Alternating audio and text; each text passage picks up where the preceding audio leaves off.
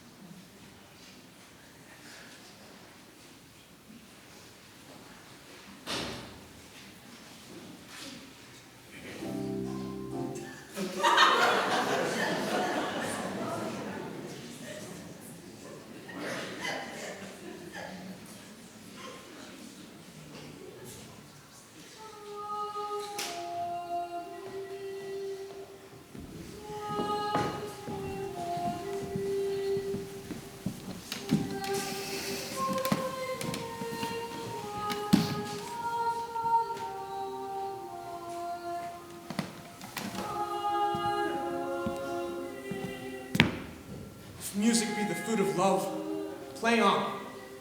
Give me excess of it, that, surfeiting, the appetite may sicken, and so die.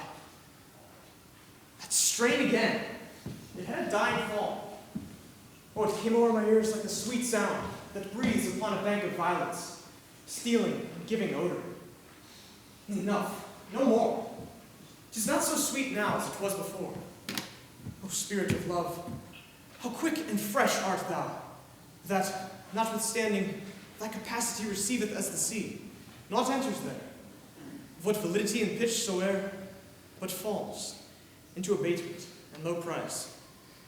So full of shapes is fancy, that it alone is high fantastic. Will you go hunt, my lord? What, Curio? The heart. The heart? Would you like to go hunt deer, my lord? The heart. The heart. Yes, why so I do, the noblest that I have. Oh, when mine eyes did see Olivia first, methought she purged the air of pestilence. That moment was I turned into a hart. And my desires, like felon cruel hounds, e'er since pursue me. How now? Any news from her? So please, my lord, I might not be admitted, but from her handmaid do return this answer. The element itself, till 7 years' heat, shall not behold her face at ample view. But, like a cloistress, she will veiled walk, and water once a day her chamber round with eye-friendly brine. All this to season a brother's dead love, which she would keep fresh and lasting in her sad remembrance. Oh, she that hath the heart of that fine frame, to pay this debt of love but to a brother? How will she love, when the rich golden shaft hath pierced the flock of all affections else that live in her? When liver, brain, and heart, these sovereign thrones, are all supplied, and filled her sweet perfections with one self-king? Away before me, to sweet beds of flowers. Love thoughts lie rich, when canopied with bowers.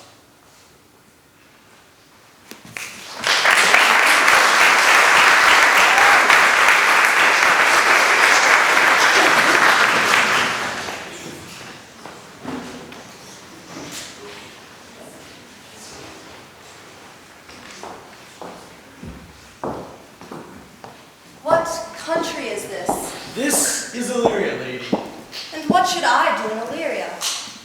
My brother, he is in the other world. He is in Elysium. Perchance, he is not drowned. What think you, Captain? Perchance you yourself were saved. Oh, my poor brother. And so, perchance, may he be. True, madam, and to comfort you a chance, assure yourself, after our ship did split, when you and those poor numbers stayed with you, hung on our driving boat, I saw your brother bind himself to a strong mast that floated upon the sea, where, like Aaron on a dolphin's back, I saw him hold acquaintance with the waves so long as I could see. Mine own escape gives hope to me that he escaped as well, whereto that speech serves for authority. Knowest thou this country? I, madam, well, for I was bred and born not 3 hours south from this very place. Who governs here? A noble duke, in nature as in name. What is the name? Orsino. Orsino. I've heard my father name him. He was a bachelor then? And so is now, or was, so very late.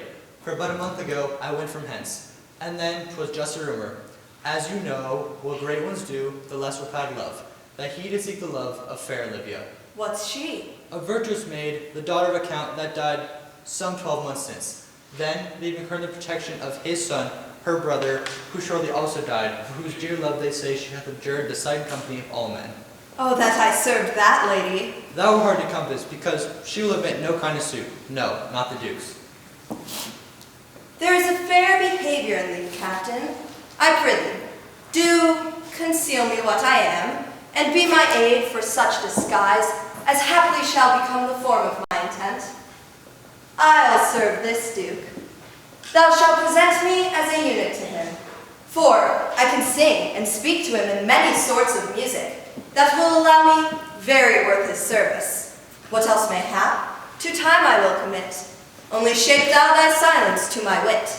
Be you his eunuch, and your mute I'll be, for in my tongue blabs that mine eyes not see. I thank thee. Lead me on.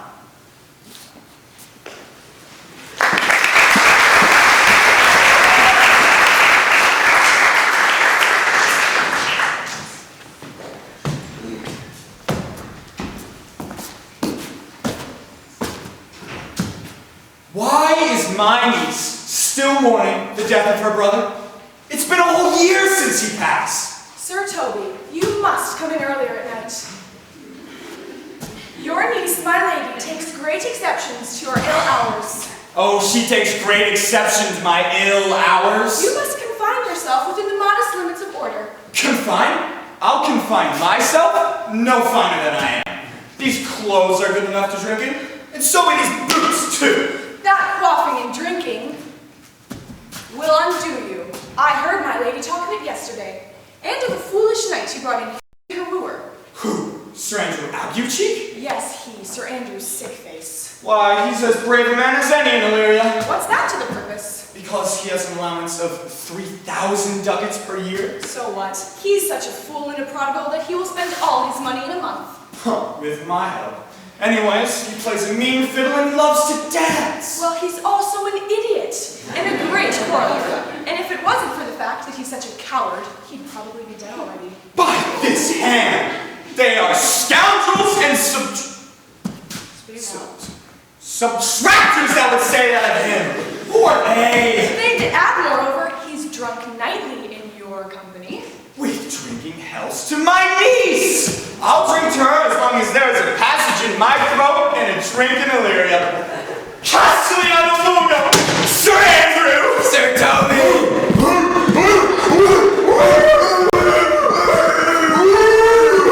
Sir Toby! Sir Andrew! Bless you, fair shrew. And you too, sir. Accost, Sir Andrew, accost! What's that? My niece is chambermaid. Good Mistress Accost, I desire better acquaintance. My name is Mary, sir. Good Mistress Mary Accost. You mistake, knight. Accost means to front her, board her, woo her, assail her. By my troth, I would not undertake her in this company. Is that the meaning of accost? Fare you well, gentlemen. If you let her part so, Sir Andrew, you will never draw your sword again. Good mistress, if you part so, I might never be able to draw my sword again. Fair lady, do you think you have fools in hand? Sir, I have not you by the hand. Mary, but you shall have, and here's my hand. Why don't you take your hand to the bar and have a drink? I think you're going to need one. Metaphor, sweetheart, what's your metaphor? It's dry, sir. Why, I think so. I am not such an ass that can keep my hand dry. But what's your jest? A dry jest, sir. Are you full of them? Aye, sir, I have them at my fingers' ends. Mary, now I let go your hand. I am barren. Oh, she puts you down! She puts you down! Sweet night, women, I've seen you so put down! Never in your life, I think. Methinks I have more wit than a Christian or an ordinary man has. But I'm a great eater of beef, and I believe that does harm to my wit. No question. Maybe you should become a vegan. No, that won't fix it. Give up sugar! No! Carbs! No! That won't do it either. I'm hopeless. I'm going home tomorrow. Pourquoi, my dear knight? What is pourquoi? Do or not do? I would have spent my time learning languages rather than fencing, and dancing, and playing games. You have one outstanding quality. You have an excellent head of hair. Do you think so? Women love hair like yours! But it becomes you well enough, does it not? Yeah, it's not like my hair, which is curly by nature. No, I'll go home tomorrow. Your niece won't let anyone see her, and the Count Orsino is already trying to woo her. She's not interested in me. Gosh, she doesn't want to marry the Count. He's too boring. She wants a fun guy like you, someone who can dance, someone who likes to party. Come on, Sir Andrew Paleface, show me your moves, man.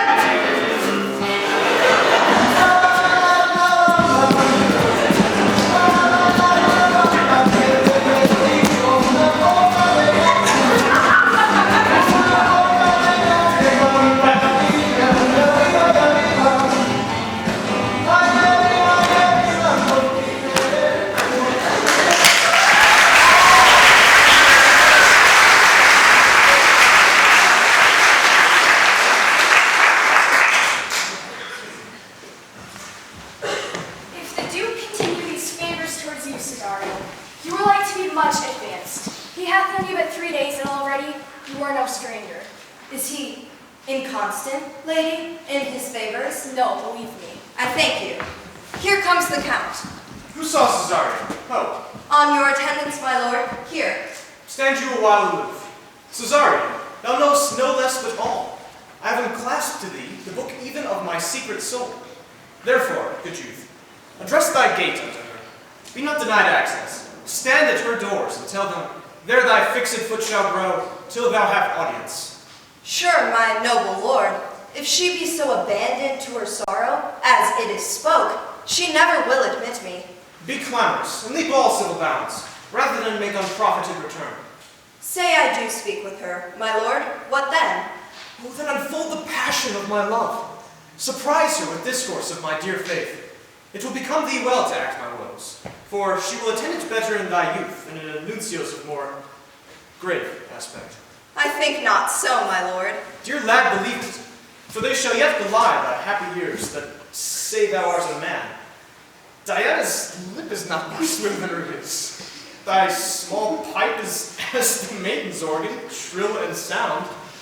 Yet all is semblance of a woman's part. I know thy constellation is right apt for this affair. Some 4 or 5 go in, all, if you will, for I myself am best when least in company. Prosper well in this, and thou shalt live as freely as thy lord, to call his fortunes thine. I'll do my best to woo your lady.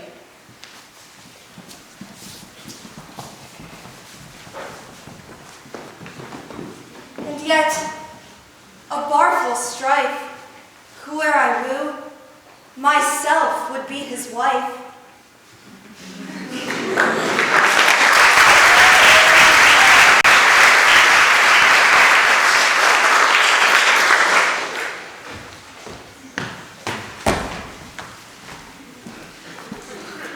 Tell me where thou hast been.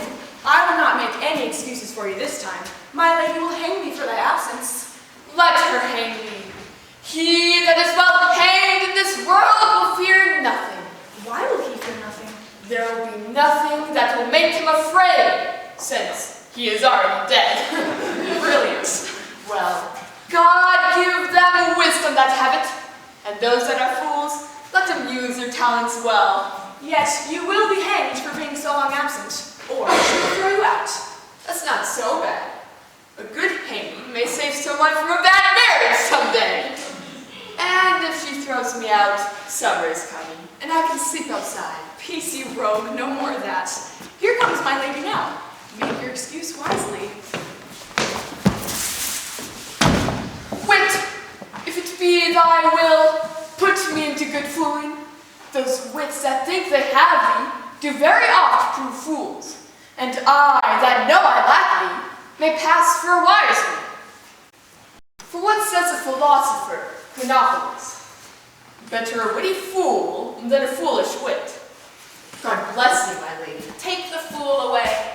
Do you not hear, gentlemen? Take away the lady. Go to your drive, fool. I'll know more of you. Besides, you grow dishonest. Too false, Madonna, that drink and good counsel will amend. For give the dry fool drink, then is the fool not dry. Bid the dishonest man mend himself. If he mend, he is no longer dishonest. And if he cannot, let the tailor mend him. Anything that's mended is but patched. Virtue that expresses is but patched with sin. And sin that amends is but patched with virtue. Thus, a patched man is a fool. If that the simple syllogism will serve, so. And if it will not, what remedy? There is none. The lady may take away the fool. Therefore, I say again, take her away. Sir, I bade them take away you. Misprision in the highest degree. Lady, the clothes do not make the man. Ergo, just because I dress like a fool does not make me a fool. Good Madonna, give me leave to prove you a fool. Can you do it? Dexterously, good Madonna. Well, sir, for want of other idleness, I'll bide your proof. Good Madonna, why mourn'st thou? Good fool, for my brother's death. I think his soul is in hell, Madonna. I know his soul is in heaven, fool. The more fool, Madonna, to mourn for your brother's soul, being in heaven. Take her away, gentlemen. What think you of this fool, Malvolio? Doth he not amend? Yes, and shall till the pangs of death shake me. Infirmity that decays the wise doth ever make the better fool. God send you, sir, a speedy infirmity, the better increasing your folly. How say you to that, Malvolio? I marvel your ladyship delights in such a fair rascal. I saw him put down the other day as an ordinary fool that has no more brain than a stone. Look him down, he's out of his guard already. Unless you laugh or minister occasion to him, he's down. I protest, I take these wise men who crow so as these set, kind of fools. No better than the fool zany. Oh, you are sick of self-love, Malvolio, and taste with a distempered appetite. You be generous, guiltless, and of free disposition is to take those things for pellets that you deem cannonballs.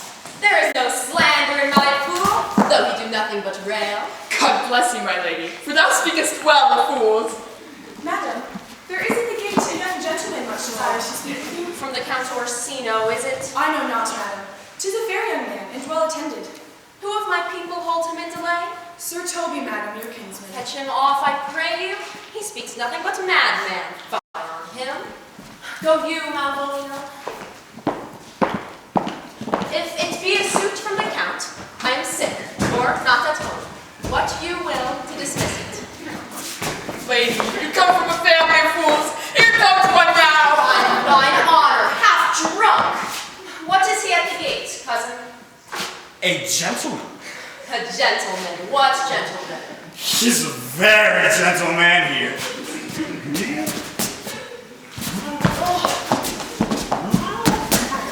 Oh, Lady Pickle Herring. How now, son? Good Sir Toby. Cousin, how have you come so early by this lethargy? Lechery? Did you say lechery? I despise lechery. There's a lecher at the gates. Aye, Mary, what is devil if he will.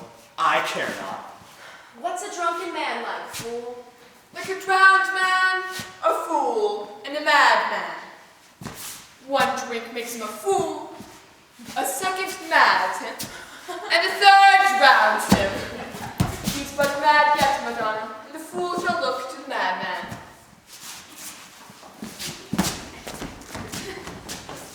Madam, yon young fellow is at your gate and swears he will speak with you. I told him you were asleep, and he takes on him to understand as much, and therefore comes to speak with you. I told him you were sick, and he understands this too, and therefore comes to speak with you. What is to be said to him, lady? It's fortified against any denial. Tell him he shall not speak with me. Has been told so, and he says he'll stand at your door like a sheriff's post, and be the supporter to a bench, but he'll speak with you. What kind of man is he? Why? Of mankind. Of what manner of man? A very ill manner. He'll speak with you, will you or no? Of what personage and years is he? Not yet old enough for a man, nor young enough for a boy. Like a little apple before it is fully grown. He's very fair. Speaks almost like a girl. One would think his mother's milk were scarce out of him. Let him approach. Call in my gentlewoman. Gentlewoman, my lady calls. Come, throw my veil over my face.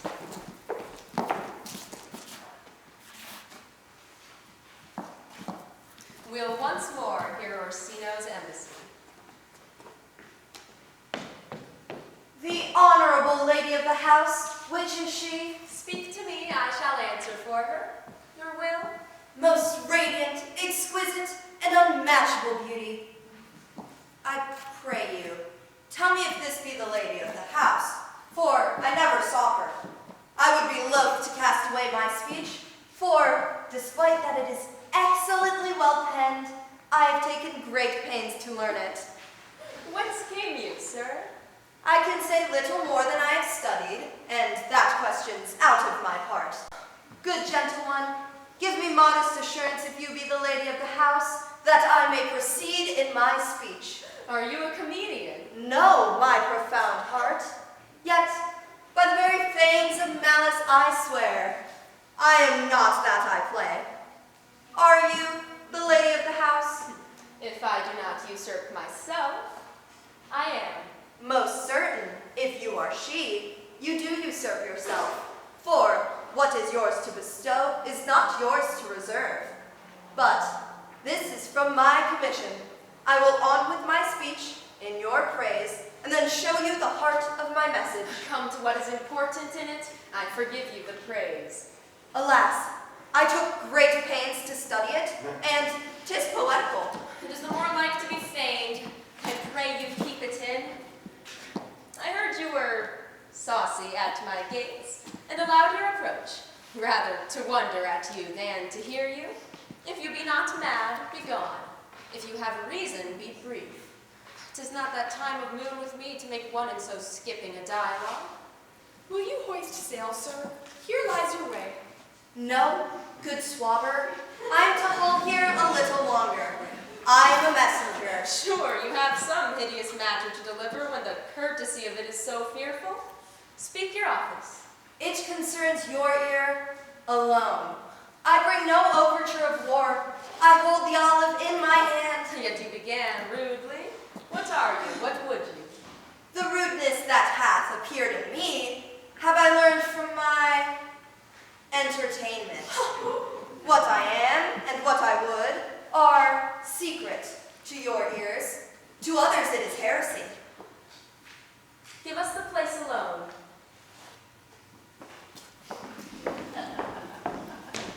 Now, sir, what is your text? Most sweet lady. A comfortable doctrine, and much may be said of it. Where lies your text? In Orsino's bosom. In his bosom? In what chapter of his bosom? To answer by the method, in the very first of his heart. Oh, I have read it. It is heresy. Have you no more to say? Good madam, let me see your face. Have you any commission from your lord? You are now out of your text. But we will draw the curtain and show you the picture. Look you, sir, such a one I was this present. Is't not well done? Excellently done, if God did all. 'Tis in grain, sir.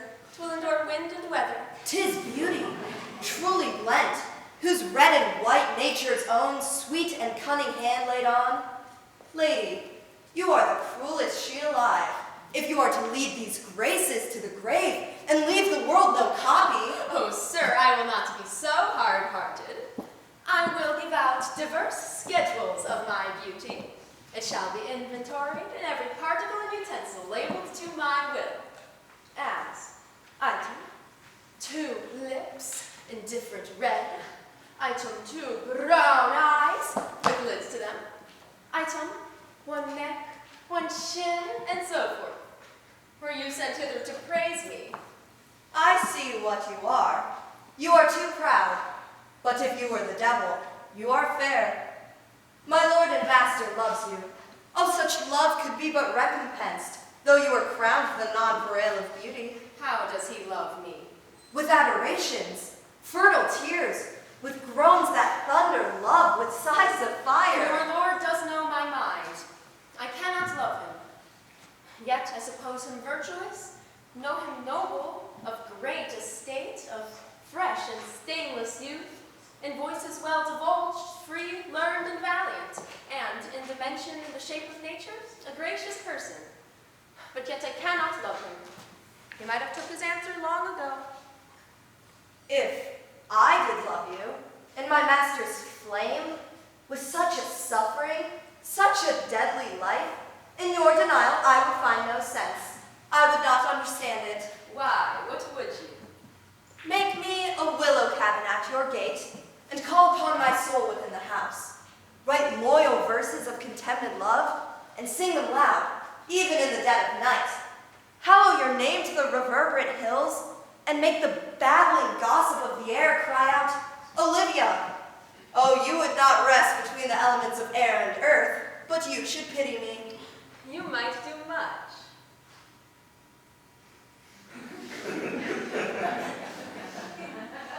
What is your parentage? Above my fortunes, yet my state is well. I am a gentleman. Get you to your lord. I cannot love him. Let him send no more. Unless, perchance, you come to me again to tell me how he takes it. Fare thee well. I thank you for your pains. Spend this for me. I am no feed post, lady. Keep your purse. My master, not myself, lacks recompense. Love made his heart a flint that you shall love, and let your fervor, like my master's, be placed in contempt. Farewell, fair cruelty.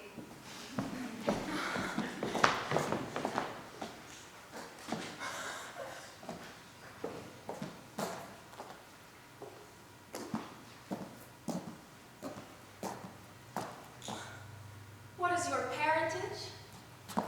Above my fortunes, yet my state is well. I am a gentleman.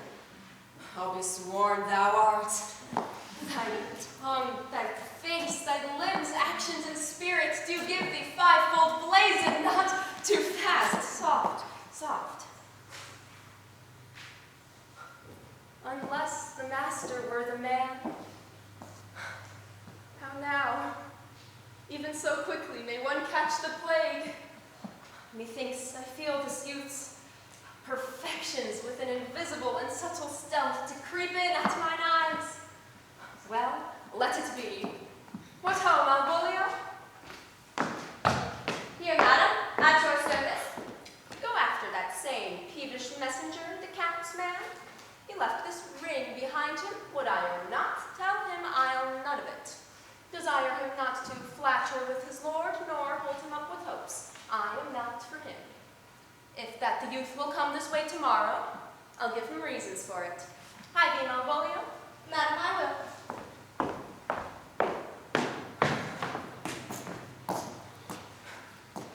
do I know not what, and fear to find mine eye too great a flatterer for my mind. Fate, show thy force. Ourselves we do not own. What is decreed must be, and be this so.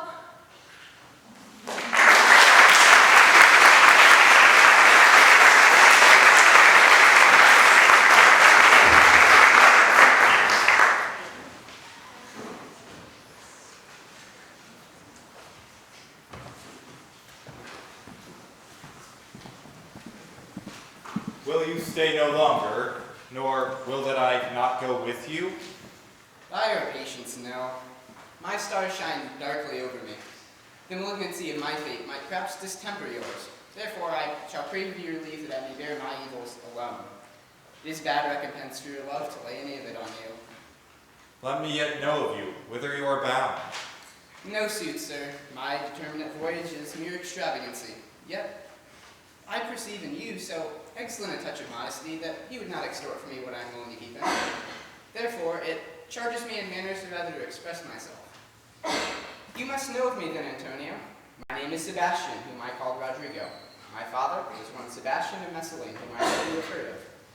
He left behind him myself and a sister, both born in an hour. The heavens had been pleased that we had so ended. But you, sir, altered that. For some hour before you took me from the breach of the sea was my sister drowned. Alas, the day. A lady, sir, though, who was said she much resembled me, was by many accounted beautiful. Though I could not with such estimable wonder overfar believe that, yet thus I will boldly publish her. She bore a mind that envy could not but call fair. She is drowned, sir, already with salt water, and I seem to drown her remembrance again with more. Pardon me, sir, your bad entertainment. Oh, good Antonio, forgive me your trouble. If you will not murder me for my love, let me become your servant. If you will not undo what you have done, that is, kill he whom you have recovered, desire it not. Fare ye well at once. My bosom is full of kindness, yet at the least occasion more, mine eyes will tell tales of me. I am bound to the Count Orsino's court. Farewell. The gentleness of all the gods go with thee. I have many enemies in Orsino's court, but come what may, I love thee so. The danger shall seem sport, I shall go.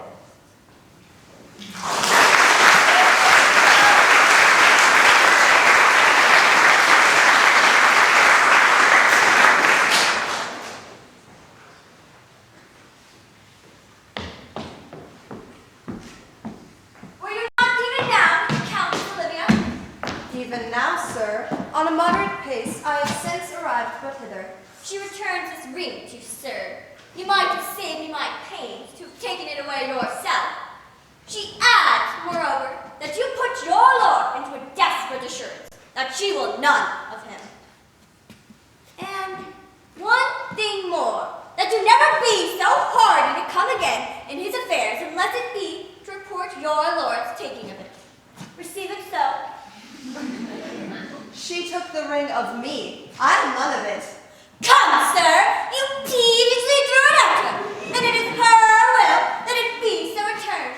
If it be worth stooping for, there it lies in your eye, not be it his who finds it.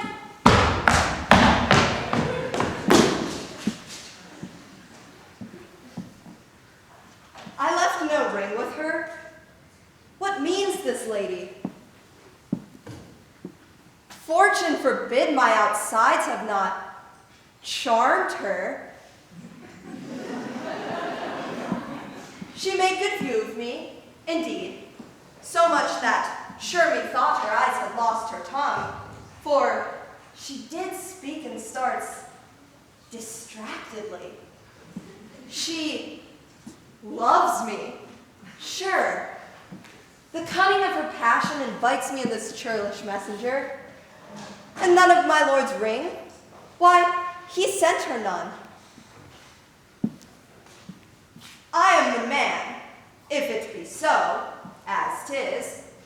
Poor lady, she were better love a dream. How easy it is for the false face in women's waxen hearts to set their forms. Alas, our frailty is the cause, not we. For,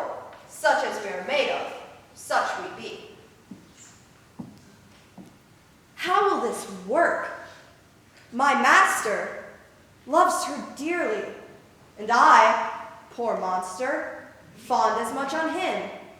And she, mistaken, seems to dote on me.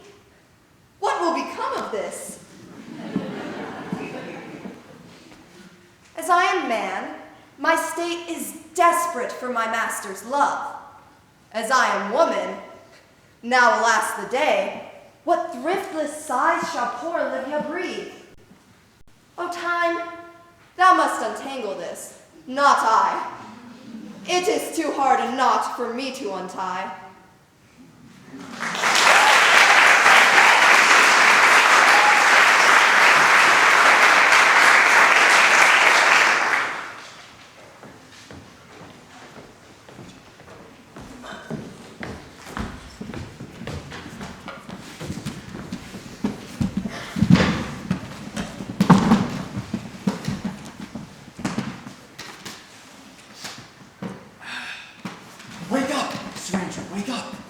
Not to be in bed after midnight is to be up early. And you know what they say, the early bird. Nay, by my troth, I know not. But I know to be up late is to be up late. A false conclusion. For to be up after midnight and to go to bed then is to go to bed early. So, to go to bed after midnight is to go to bed early. Does not our life consist of the 4 elements? Faith, so they say. But I think it rather consists of 2 elements. Eating and drinking. Sir Andrew, you're a genius. Let us therefore eat and drink. More wine, I say. Yeah. Here comes the fool. How now, my hearts? Welcome, clown. Now let's have a song. Oh, a song, a song. What a story you told me last night of Pigrograminus of the Vapians passing over the equinoctial of Crebus. Oh, how it made me laugh. What a story. I did impenicos like fertility. Malvolio's nose is no whipstock. My lady has a white hand, and the mere madons are no bottle ale houses. Oh, excellent, excellent. A song. Let's have a song. Should we sing a love song or a song of good life? A love song, a love song. I care not for good life. That one Mariah Carey song. Yes.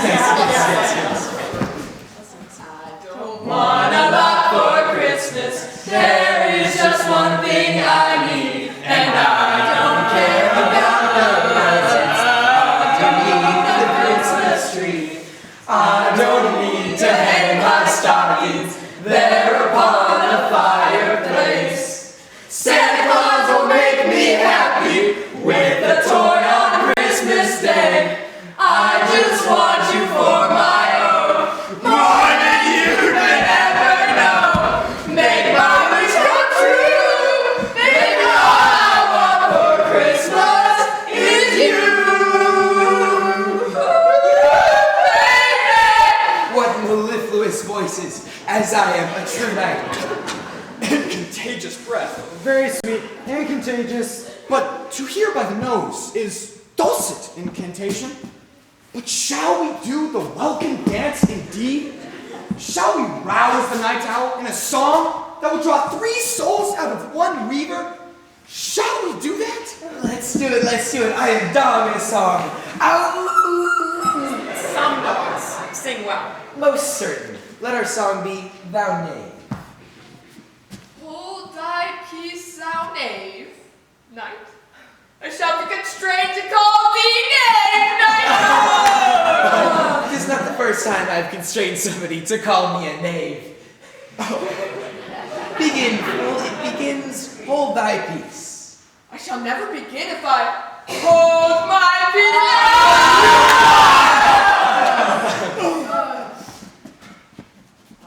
First day of Christmas, my true love sent to me a partridge in a pear tree.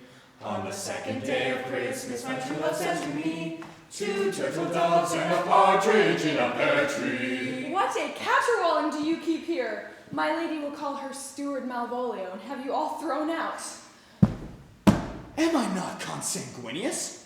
Am I not of her blood? Tilly Valley lady, we shall sing. On the third day of Christmas, my true love sent to me 3 French hens, 2 turtle doves, and a partridge in a pear tree. On the 4th day of Christmas, my true love sent to me 4 calling birds, 3 French hens, 2 turtle doves, and a partridge in a pear tree.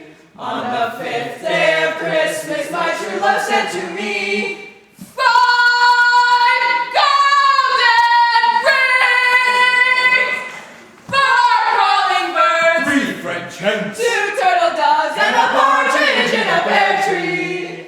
On the 6th day of Christmas, my true love sent to me 6 geese a laying, 5 golden rings, 4 calling birds, 3 French hens, 2 turtle doves, and a partridge in a pear tree. On the 7th day of Christmas, my true love sent to me 7 swans a swimming, 6 geese a laying, 5 golden rings, 4 calling birds, 3 French hens. 2 turtle doves. My master! Are you mad? Oh my God!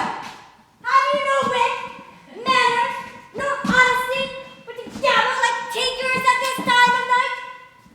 Do ye make an house of my lady's house to squeak out your kosher sketches without any mitigation or remorse? Do ye have no respect of place, person, nor time in you? No respect of time? What are you talking about? We keep time when we sing. Yeah.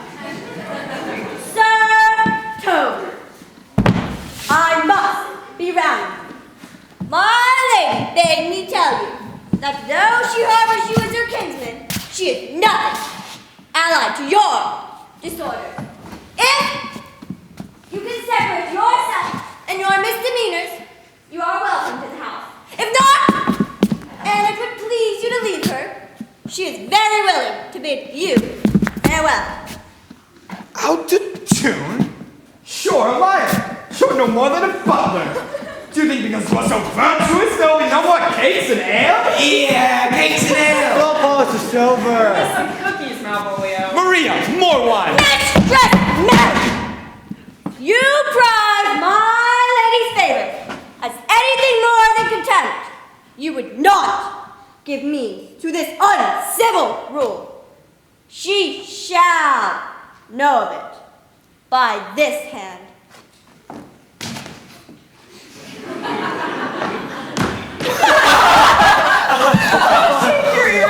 I should challenge him to a duel.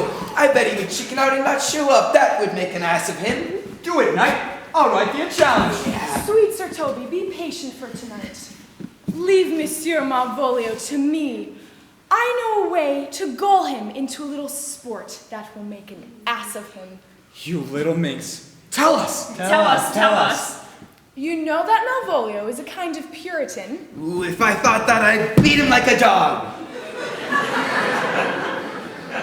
For being a Puritan? Thy exquisite reason, dear knight. Well, I have no exquisite reason for it. I just want to beat him. Okay, then. Anyways, he loves to kiss up to my lady, and he flatters himself that he is better than he is. He's so full of himself that he thinks he is the lord of the manor. I think he secretly believes that Olivia likes him. I have a plot to get my revenge on him. What will you do?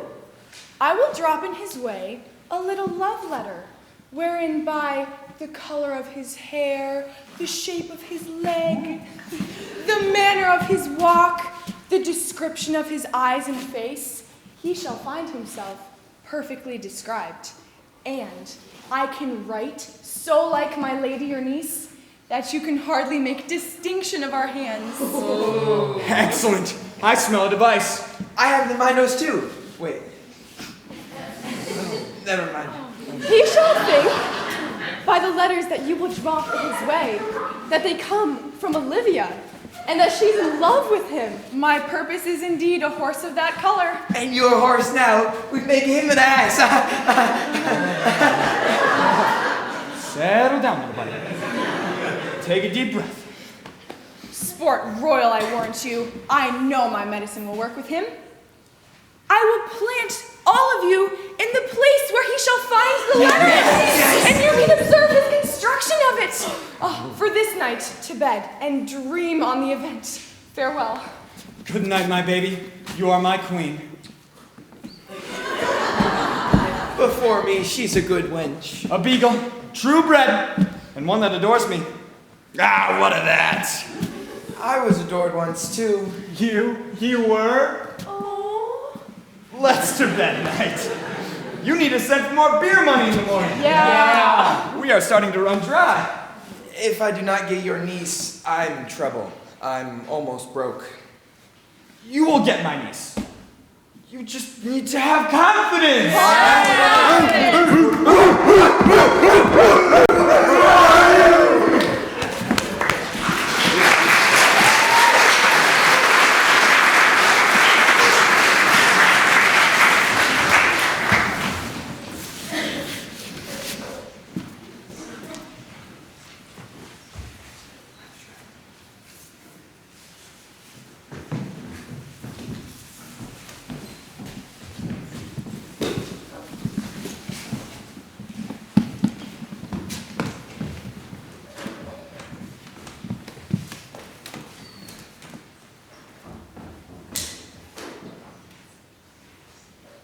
Give me some music. Now, good Cesario. But that piece of song, that old and antique song we heard last night, methought it did relieve my passion much. More than light airs and recollected terms, these most brisk and giddy-paced times. Come, but one verse. He is not here, so please your lordship, that should sing it. Who was it? Fest the jester, my lord, a fool that the lady Olivia's father took much delight in. He is about the house. Seek him out, and play the tune the while. Come hither, boy. If ever thou shalt love, in the sweet pangs of it, remember me. For such as I am, all true lovers are, unstayed and skittish in all motions else, save in the constant image of the creature that is beloved. How dost thou like this tune? It gives a very echo to the seat where love is throned. Thou dost speak masterly, my life upon it. Young though thou art, thine eye hath stayed upon some favor that it loves, hath it not, boy? A little, by your favor. What kind of woman is it? Of your complexion. She's not worth thee, then. What years, o' faith? About your years, my lord. Too old, by heaven. Let still the woman take an elder than herself. So wears she to him, so sways she level in her husband's heart. For, boy, however we do praise ourselves, our fancies are more giddy and unfirm, more longing, wavering, sooner lost and worn than woman's are. I think it well, my lord. Then let thy love be younger than thyself, for thy affection cannot hold the bent. For women are as roses, whose fair flower, being once displayed, doth fall that very hour. And so they are, alas, that they are so, to die, even when they to perfection grow. Oh, fellow, come. That song we had last night. Mark it, Cesario. It is old and plain. The spinsters and the knitters in the sun, and the free maids who weave their thread with bones do use to chant it. It is silly, sooth, and dallies with the innocence of love, like the old age. Are you ready, sir? Aye, prithee, sing.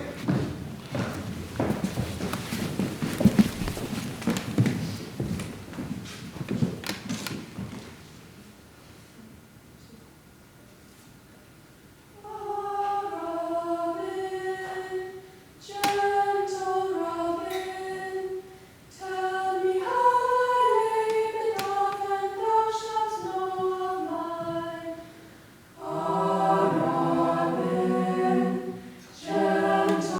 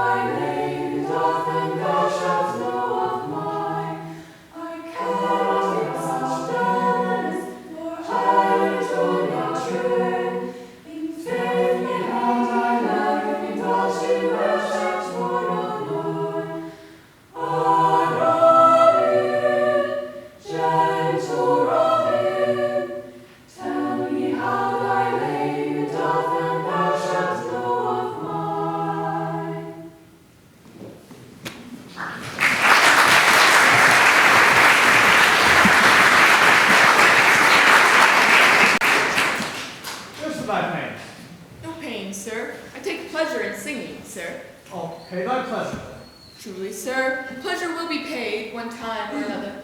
Give me now leave to leave.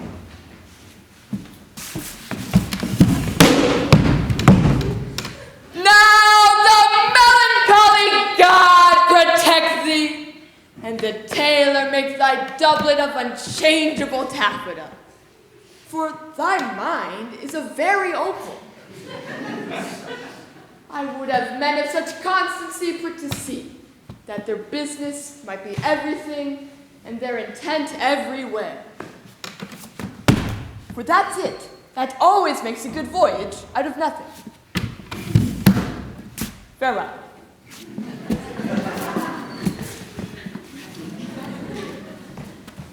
Once more, good Cesario. Hit thee to yon same sovereign cruelty, and tell her, my love, more noble than the world, prizes not the quantity of dirty lands.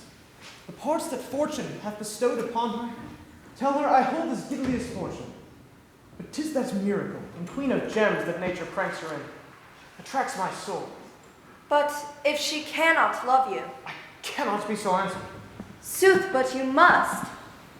Say that some lady, as perhaps there is, have for your love as great a pang of heart as you have for Olivia. You cannot love her. You tell her so. Must she not then be answered? There is no woman's sides can bide the beating of so strong a passion as love doth give my heart. No woman's heart so big to hold so much. They lack retention. Alas, their love may be called appetite. No motion of the liver, but the palate, that suffers surfeit, cloyment, and revolt. But mine is all as hungry as the sea, and can digest as much. Make no compare between that love a woman can bear me, and that I owe Olivia. Aye, but I know. What dost thou know? Too well what love women to men may owe. In faith, they are as true of heart as we. My father had a daughter, loved a man, as it might be, perhaps, were I a woman, I should your lordship. And what's her history? A blank, my lord. She never told her love, but let concealment, like a worm in the bud, feed on her damask cheek. She pined in thought, and with a green and yellow melancholy, she sat like patience on a monument, smiling at grief. Was not this love indeed? We men may say more, swear more, but indeed our shows are more than will, for still we prove much in our vows, but little in our love. But died thy sister of her love, my boy? I am all the daughters of my father's house, and all the brothers too. And yet, I know not. Sir, shall I to this lady? Aye, that's the theme. To her in haste. Give her this jewel, and say, my love can give no place, by no demand.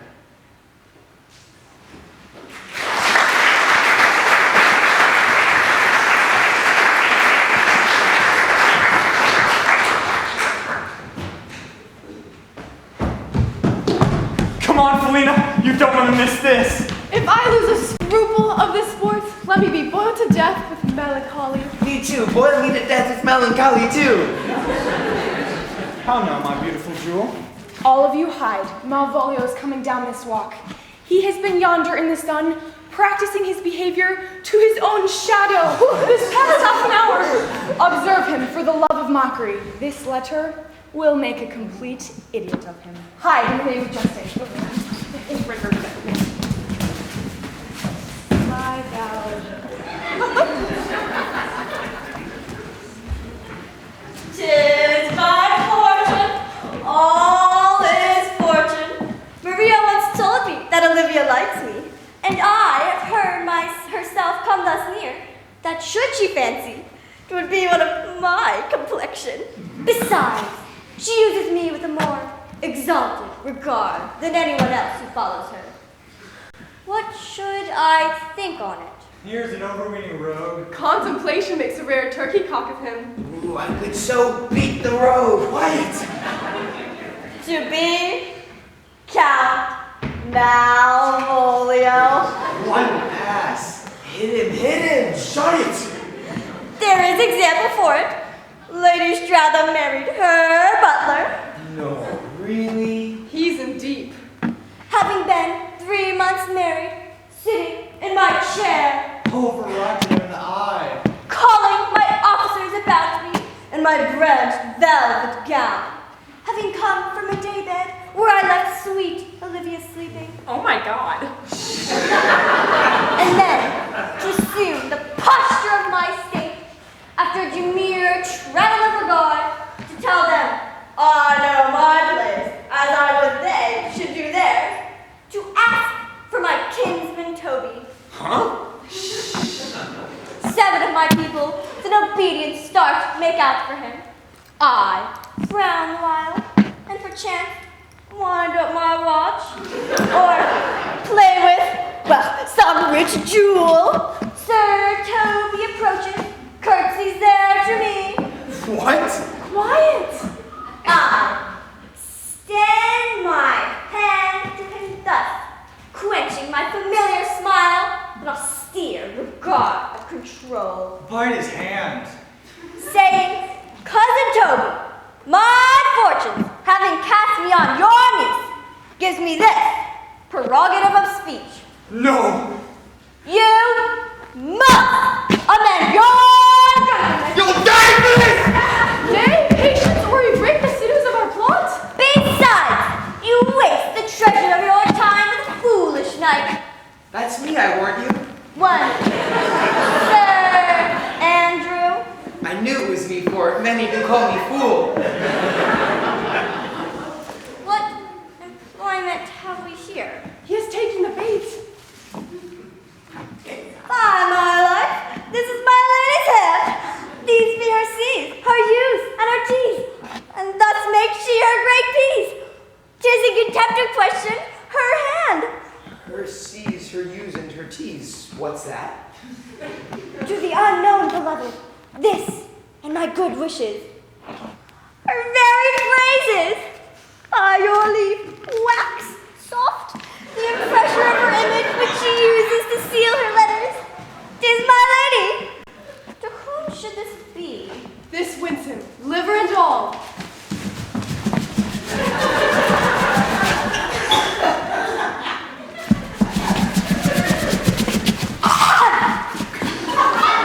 Joe knows I love, but who?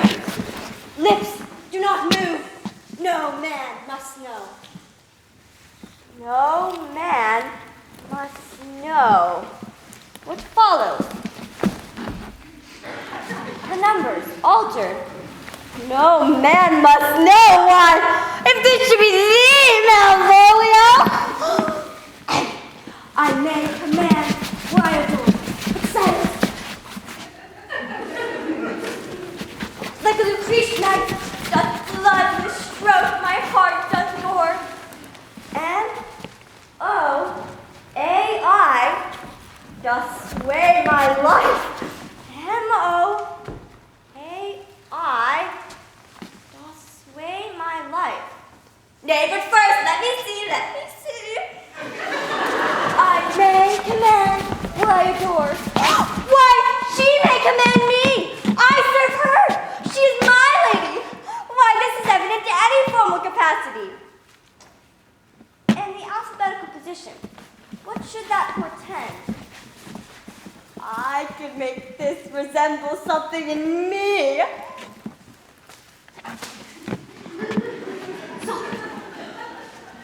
M-O-A-I.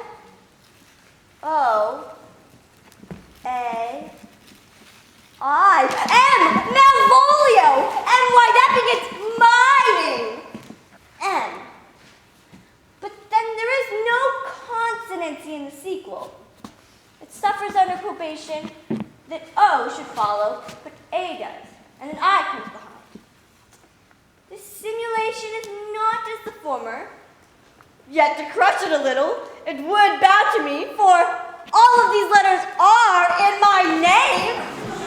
So, here follows Christ.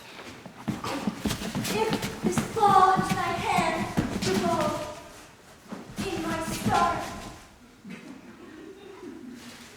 I know lovely, but be not afraid of grace.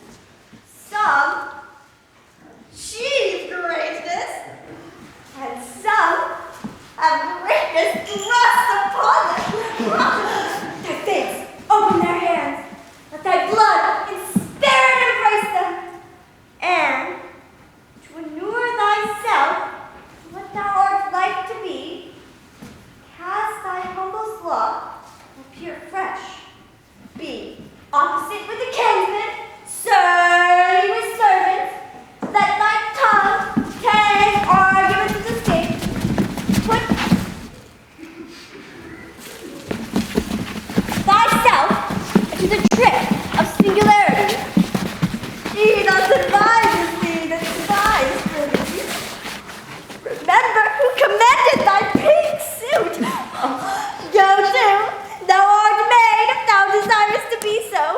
If not, let me see thee a steward still, a fellow of servants, and not worthy to touch fortune's fingers. Farewell. She that would alter services with thee, fortunate, unhappy.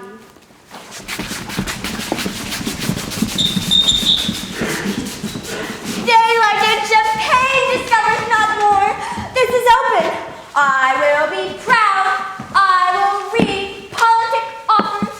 I will baffle Sir Toby. I will wash off gross acquaintance. I will be point devised the very man. I do not now fool myself to let imagination jade me. For every reason excites to this, that my lady loves me. She did commend my pink suit of late, and in this she manifests herself to my love, and with a kind of injunction drives me to these habits of her liking. I thank my stars I am happy. I will be strange, stout in my pink suit, even with the swiftness of putting on. Jove and my stars we praise. Here's yet a postscript. Thou canst not choose but know who I am. Thou entertainest my love, let it appear in thy smiling. Thy smile becomes thee well. Therefore, in my presence, still smile, dear my sweet, I pray thee. Jove, I thank thee. I will smile. I will do everything thou wilt have me.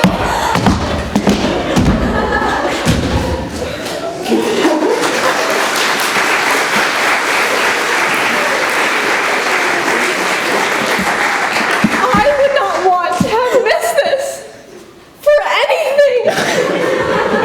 I could marry a wench for this device. So could I too. And ask for no other dowry but such another jest. Nor I neither. Here comes our noble gull-catcher. Wilt thou set thy foot upon my neck? Or mine either? Will I become thy bondslave? If faith or I either.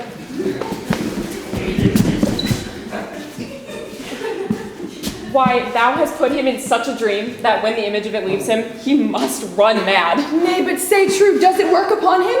Like a kid in a candy store. Oh, if you will then see the fruits of this sport, mark his first approach before my lady. He will come to her in a pink suit, which is a color she abhors and a fashion she detests.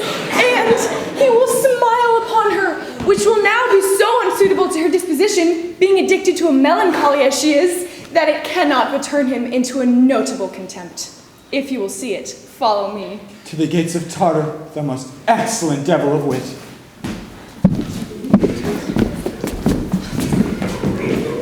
Me too.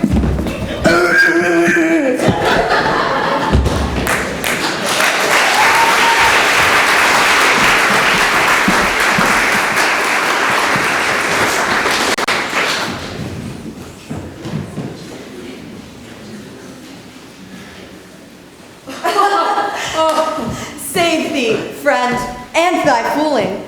Dost thou live by being a fool? No, sir. I live by the church. Art thou a churchman? No such matter, sir. I do live by the church, for I do live at my house, and my house does stand by the church. So thou mayest say, the king lies by a beggar, if a beggar dwell near him? You have said so, sir. Ah, to see this age, a sentence is but a kid glove to a good wit. How quickly the wrong side may be turned outward. Nay, that's certain. They that dally nicely with words may quickly make them ambiguous. I would, therefore, that my sister had had no name, sir. Why, man? Why, sir, her name's a word, and to dally on such a word might make my sister ambiguous.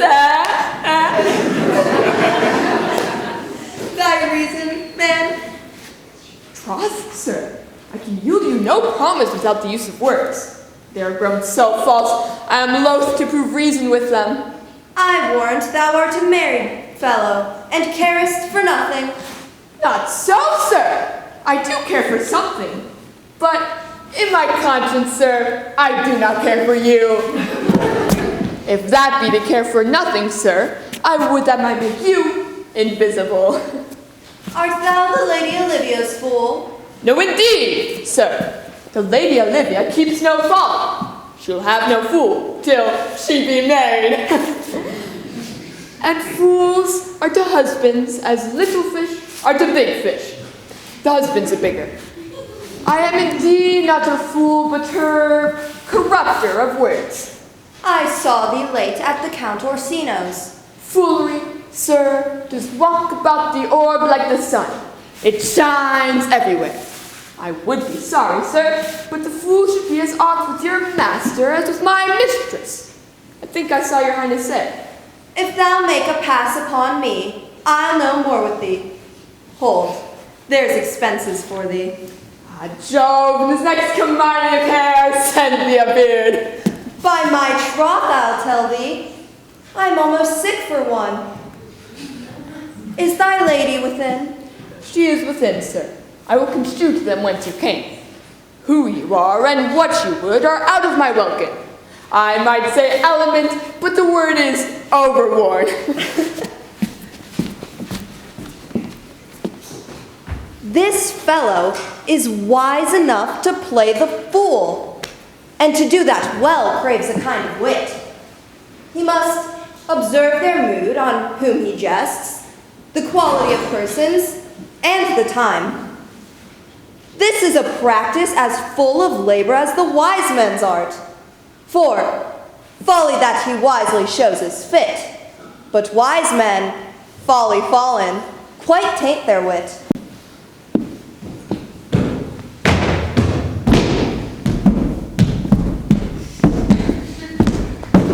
Save you, gentlemen! And you, sir. You, vous gardez, monsieur.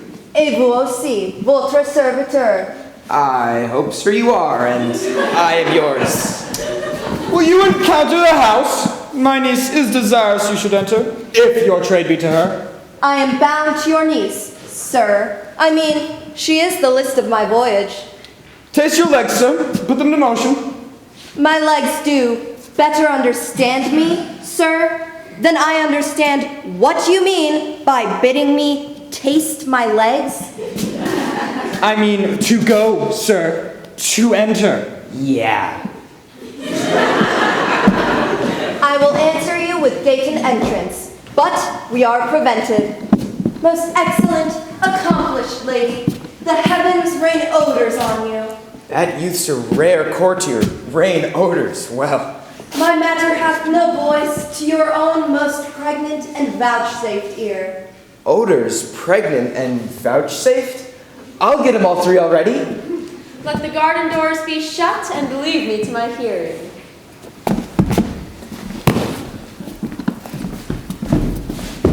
Give me your hand, sir.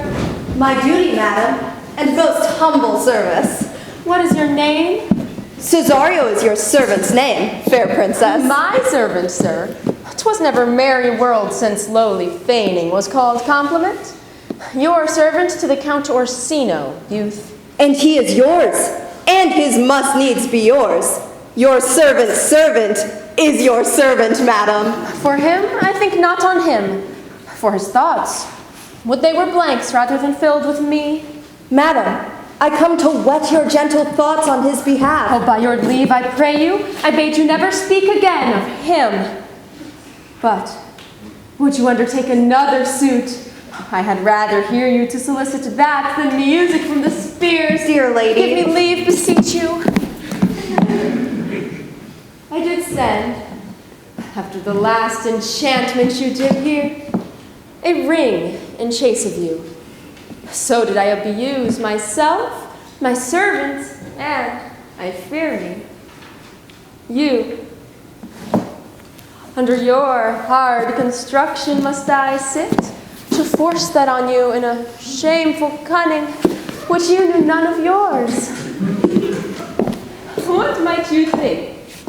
Have you not set mine honor at the stake and baited it with all the unmuscled thoughts that tyrannous heart can think?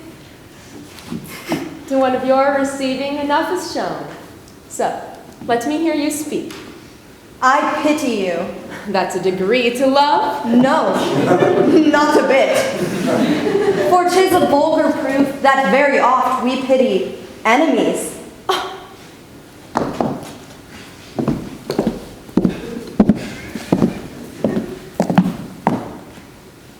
Why then? Methinks 'tis time to smile again. O world, how apt the poor are to be proud! If one should be a prey, how much the better to fall before the lion than the wolf. The clock upbraids me with the waste of time. Be not afraid, good youth, I will not have you. And yet, when wit and youth is come to harvest, your wife is like to reap a proper man. There lies your way, due west. Then westward ho! Grace and good disposition attend your ladyship. You'll nothing, madam, to my lord by me? Stay. I prithee, tell me what thou think'st of me. That you do think you are not what you are. If I think so, I think the same of you. Then think you right. I am not what I am. I would you were, as I would have you be. Would it be better, madam? I wish it might, for now I am your fool. Oh, what a deal of scorn was beautiful in the contempt and anger of his lip. A murderous guilt shows not itself more soon than love that would seem hid. Love's night is noon. Cesario, by the roses of the spring, by maidhood, honor, truth, and everything, I love thee so that, despite all thy pride, nor wit nor reason can thy passion hide. Do not extort thy reasons from this clause, for that I woo, thou therefore hast no cause. But rather reason thus with reason fetter, love sought is good, but given unsought better. By my innocence, I swear, and by my youth, I have one heart, one bosom, and one truth, and that no woman has, nor never none shall mistress be of it, save I alone. And so, adieu, good madam. Never more will I my master's tears to you deplore. Yet come again, for thou perhaps mayst move that heart, which now abhors, to like his love.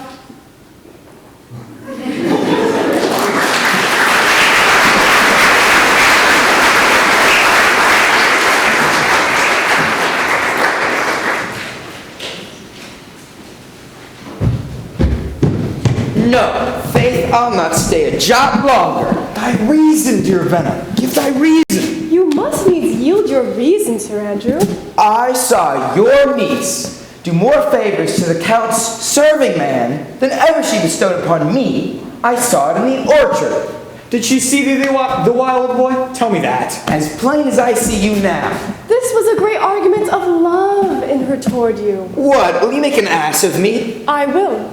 I will prove it legitimate, sir, upon the oaths of judgment and reason. Judgment and reason. She did show favor to the youth in your sight only to exasperate you, to awake your sleeping valor, to put fire in your heart and brimstone in your liver.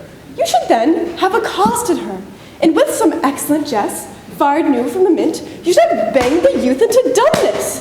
This was looked for at your hand, and this was neglected. This golden opportunity you let time wash off, and you are now sailed into the north of my lady's opinion, where you will hang like an icicle on a Dutchman's beard. Unless you do redeem it by some laudable attempt at valor and courage. Valor and courage. Do you think so? Yes, sweet knight. Build thy fortunes upon the basis of valor. Challenge the court's youth to a fight. Hurt him in 11 places. Break his nose. Tweak his ears. My niece shall take note of it, and assure thyself there is no love broker in the world that can more prevail in a man's commendation for a woman The report of valor and courage. There is no way but this, Sir Andrew. Will either of you bear me a challenge to him? Go, write it in martial hand. It is no matter how witty, so it be eloquent and full of invention. Taunt with the license of ink. And where should I find you? We'll call upon you in your room. Go. This is a dear little man to you, Sir Toby. He has been dear to me, lad. Some 2,000 ducats dear. We shall have a rare letter from him. Spur on you, Cesario, to accept the challenge. Stranger will chicken out when he is faithful to fight. Oh, this will be fun. The boy Cesario won't last either. They're both going to break down and cry like little babies. Look where the youngest wren of mine comes. If you will both laugh yourself into stitches, come with me. Yond gull Malvolio is turned a heathen, a very renegado. For there is no Christian that means to be saved by believing rightly can ever believe such impossible passages of grossness. He's in a pink suit. What? Malvolio? In a pink suit? Most villainously. He does obey every point of the letter that I dropped to betray him. He smiles like a monkey. You have to see this. I can hardly forbear hurling things at him, but I know my lady will slap him for it. If she does, he'll smile and take it as a great favor. Come, bring us where he is.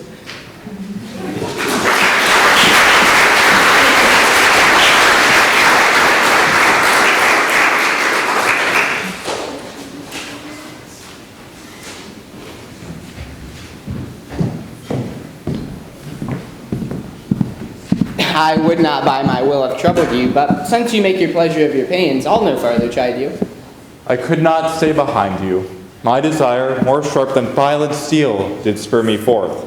And not all love to see you, though so much as might have drawn one to a longer voyage, but jealousy of what might befall your travel. For being skilless in these parts, which to a stranger, unguided and unfriended, often prove rough and unhospitable. My willing love, the rather by these arguments of fear, set forth in your pursuit. Oh, kind Antonio, I can no other answer make but thanks. Good deeds are oft rewarded with no more than words, yet, where my worth is my conscience firm, you should find better dealing. What's to do?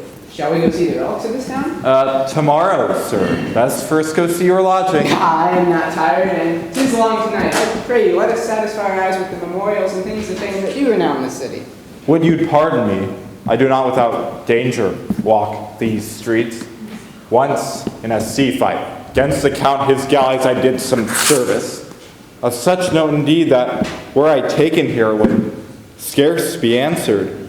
Belike you slew great number of his people. The offense is not of such a bloody nature, albeit the time and quality of the quarrel might well have given us bloody argument.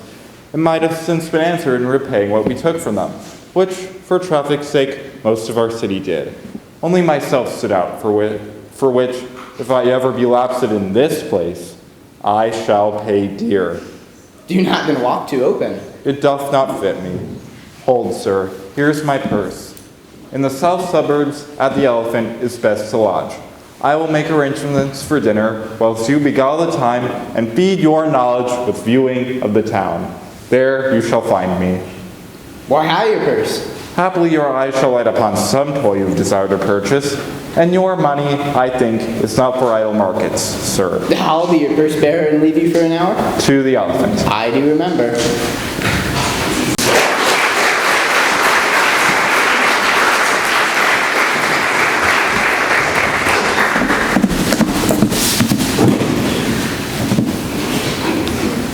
I have sent for him. He says he'll come. How shall I feast him? What bestow of him?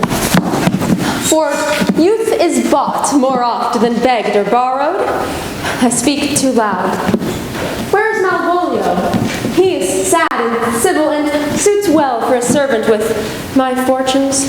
Where is Malvolio? He's coming, madam, but in a very strange manner. He's sure possessed, madam. Why, what's the matter? What is he angry about now? He's not angry, madam. He does nothing but smile. Your ladyship were best to have some guard about you if you come, for sure. The man is tainted in his wits. Go call him him hither. I'm as mad as he.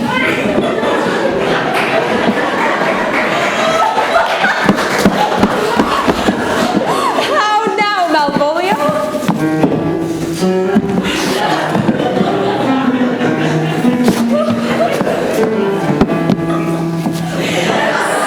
Sweet lady. Smilest thou? I sent for thee upon a sad occasion. Sad, lady? I can be sad, though I don't think it goes very well with my pink suit. Why, how dost thou, man? What is the matter with thee? What is the matter with me? Why, there's nothing the matter with me. I just feel like death. Do you feel well? Maybe you should go to bed, Malvolio. To bed? I sweetheart, I'll come to thee. Malvolio! Why are you smiling like that? Malvolio, are you okay? A nightingale never answers a crow. But why are you in this ridiculous boldness before my lady? Be not afraid of greatness. 'Twas well written. What meanest thou by that, Malvolio? Some are born great. Some achieve greatness. What? And some have greatness thrust upon them. Heaven restore thee! Remember who commended thy pink suit. Thy pink suit? Go to. Thou art made if thou desirest to be so. I made? Not let me see the servant still. Why, this is very midsummer madness. Madam, the young gentleman of Count Orsino's has returned. I could hardly entreat him back. He attends your ladyship's pleasure. I'll come to him. Good Maria.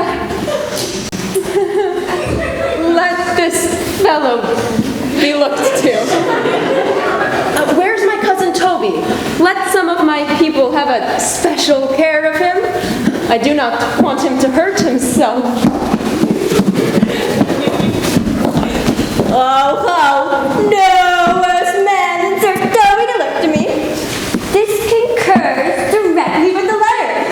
She sends him on purpose, that I might appear stubborn before him. For she incites me to that in the letter.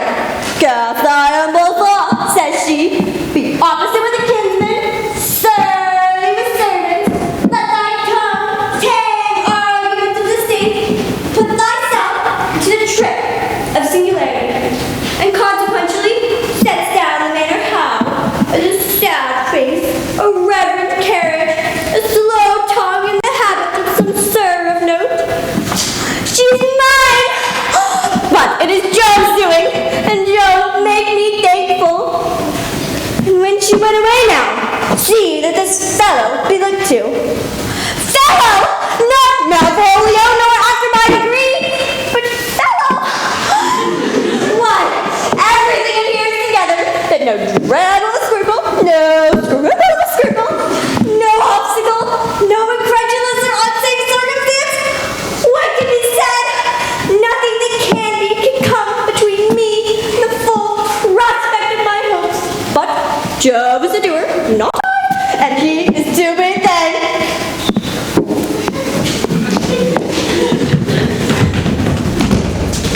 Which way is he? In the name of sanctity, if all the devils of Hellion and Legion himself possesses him, yet I'll speak to him. Here he is. Here he is. Malvolio, how is with you, sir? How's with you, Malvolio? Oh, Malvolio. Go off! I'm Scarby. Let me enjoy my privacy. Go off, I command thee. Lo, how hollow the fiend speaks within him. Did I not tell you? Sir Toby, my lady prays you to have a care of him. Aha! Does she so? Go to, peace. Peace, we must deal gently with him, Let me alone with him. How do you, Malvolio? How is with you? What, man? To find the devil! He is an enemy, man! If you speak ill of the devil,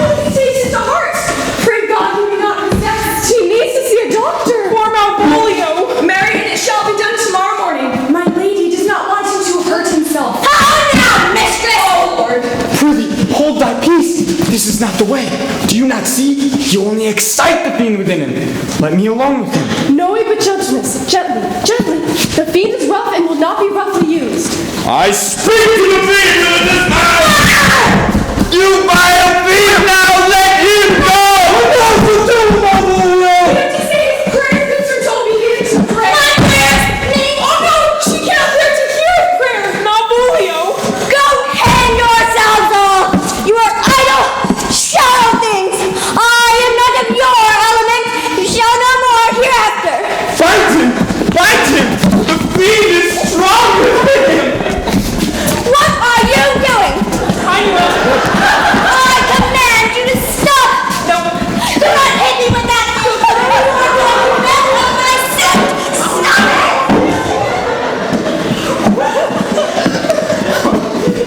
it! Is it possible? If this were played upon the stage now, I could condemn it as a probable fiction.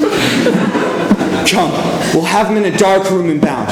My niece is already in the belief that he is mad. We may carry it thus, for our pleasure and his penance, till our very pastime, tired and out of breath, prompt us to have mercy on him. Here is more entertainment.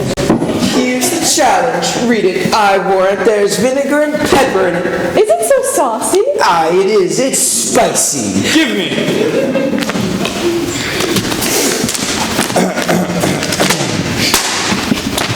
Youth whatsoever thou art, thou art but a scurvy fellow. Good and valiant.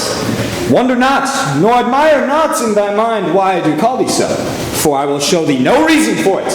A good note. That keeps you from the blow of the law. Thou comest to the lady Olivia, and in my sight she uses thee kindly. But thou liest in thy throat. That is not the matter I challenged thee for. Very brief, and to exceeding good sense. Less. I will waylay thee going home, where, if it be thy chance to kill me, thou killest me like a rogue and a villain. Ooh. Fare thee well, and God have mercy upon one of our souls. He may have mercy upon mine, but my hope is better. So, look to thyself, thy friend as thou usest him, and thy sworn enemy, and drag your cheek. If this letter move him not, I'll let him have it. You may have very fit occasion for it, for he is now in some commerce with my lady, and will by and by depart. Go, look for him in the garden. When you find him, draw your weapon and swear. Swear and curse like a pirate. For it comes to pass off that a terrible oath, with a swaggering accent sharply twanged off, doth give manhood more approbation than ever itself would have given him. Away. Leave it to me. I know how to swear like a pirate. I will not deliver this letter. This letter, being so excellently ignorant, will not breed any terror in the youth when he finds that it comes from a clodpole. Rather, I will deliver the challenge by word of mouth, and establish in Aguecheek, as I know his youth will aptly receive it, into a most hideous opinion of his own youth, strength, skill, and impetuosity.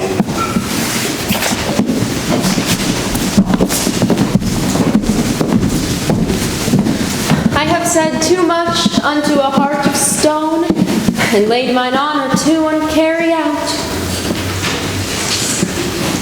There is something in me that reproves my fault, but such a headstrong, potent fault it is that it's but mock's reproof. With the same passion that your passion bears, goes on my master's grief. Here, wear this jewel for me. 'Tis my picture. Refuse it not. It hath no tongue to vex you. And I beseech you, come again tomorrow. What shall you ask of me that I'll deny? That honor saved may upon asking give? Nothing but this, your true love, for my master. How, with mine honor, may I give him that which I have given to you? I will acquit you. Well, come again tomorrow. Fare thee well. A fiend like thee might bear my soul to hell.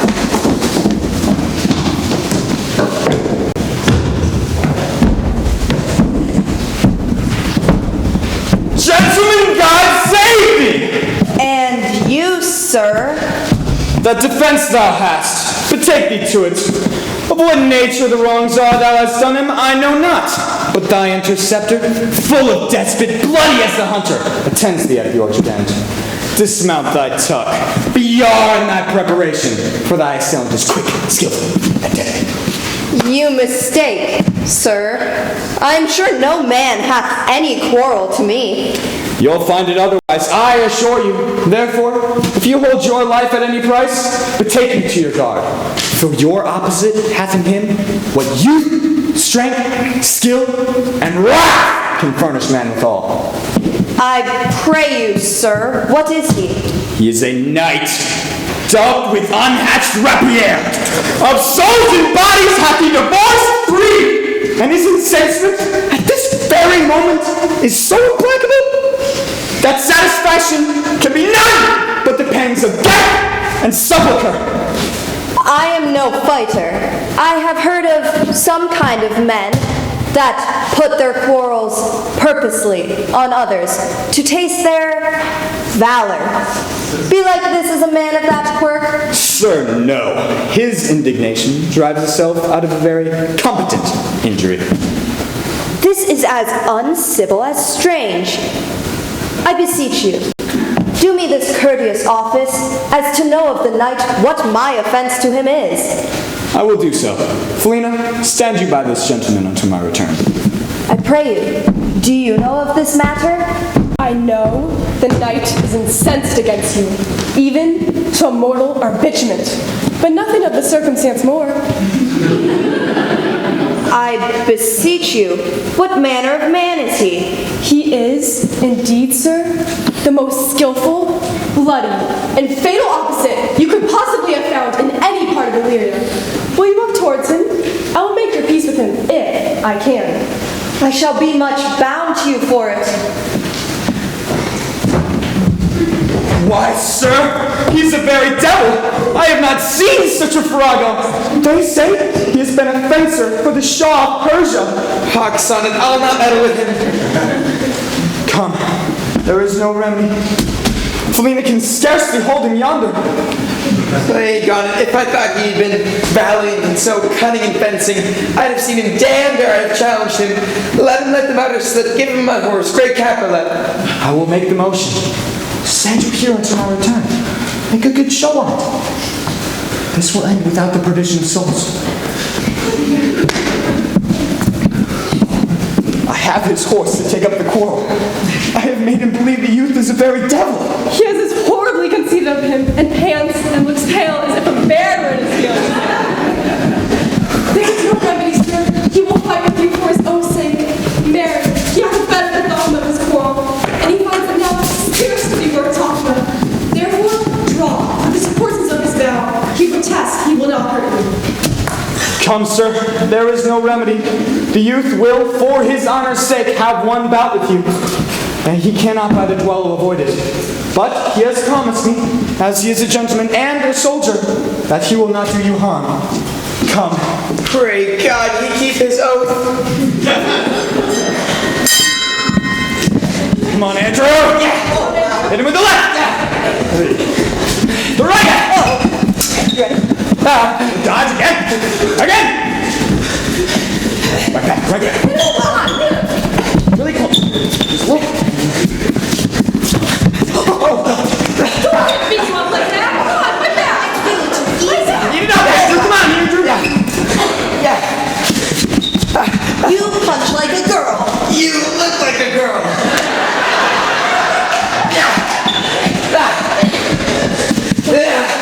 Come on, Andrew, come on. Hit him once.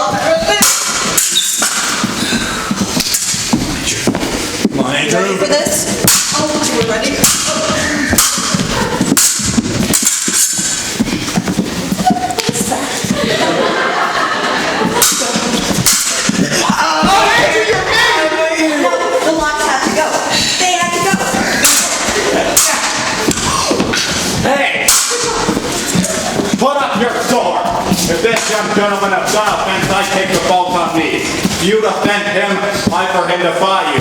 Why, sir, what are you? One, sir, that Laura's love dares do more than you. Nay, if you be an interceptor?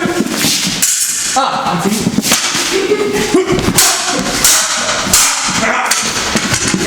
What? Don't be so bad, God, this Toby. Yes, no chance. This is our man. Antonio, I arrest thee at the scene of the Orsino. You do mistake me, sir. No, sir, no, John. I know your face well, but now you have no sea cap on your head. Take him away. He knows I know it well. I must obey.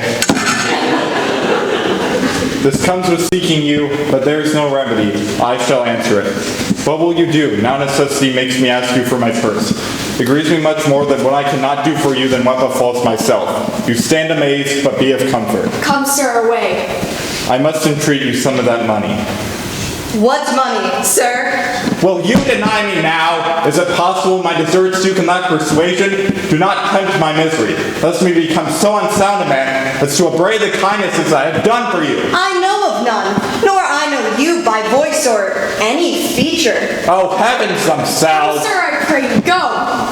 Let me speak a moment. This young gentleman you see here I snatched one half out of the jaws of death, relieved him with such sanctity of love, and to his image, which methought did prove most venerable worth, did I devotion. What's that to us? The time goes by. Away. But oh, how vile and idle proves this, God. Thou hast, Sebastian, done good feature shame. In nature there is no blemish but the mind, none can be called deformed but the unkind. Virtue is beauty, but the beauteous evil are empty trunks overflourished by the devil. The man goes mad. Take him away. Come, come, sir. Lead me on.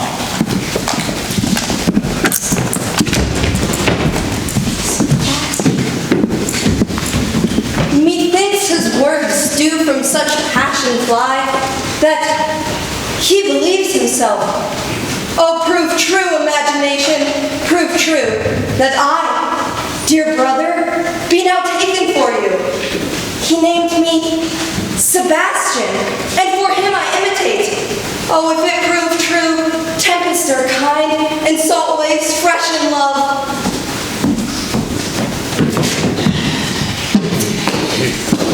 Quite a dishonest poultry boy, and more of a coward than a hen. A coward, a most devout coward, religious in it. By God's islet, I'll after him again and beat him. Do cuff him soundly, but do not draw thy sword.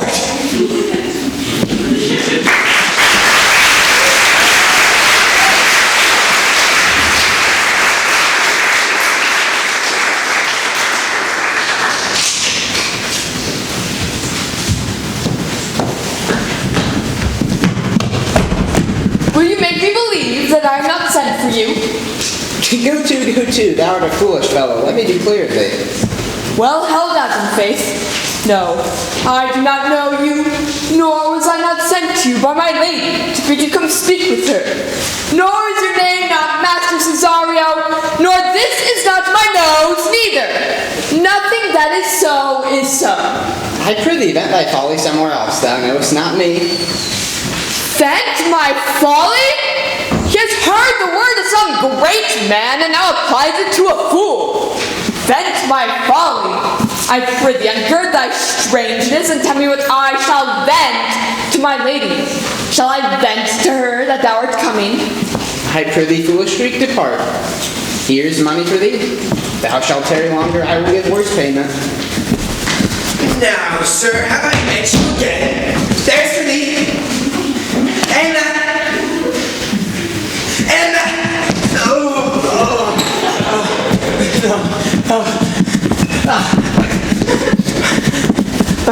Yeah, how's that feel?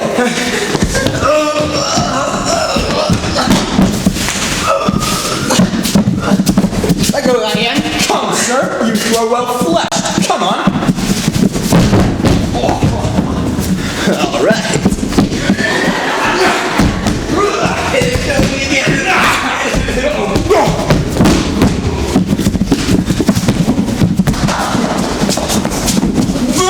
Hold, Toby!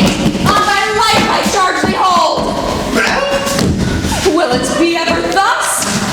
Ungracious wretch!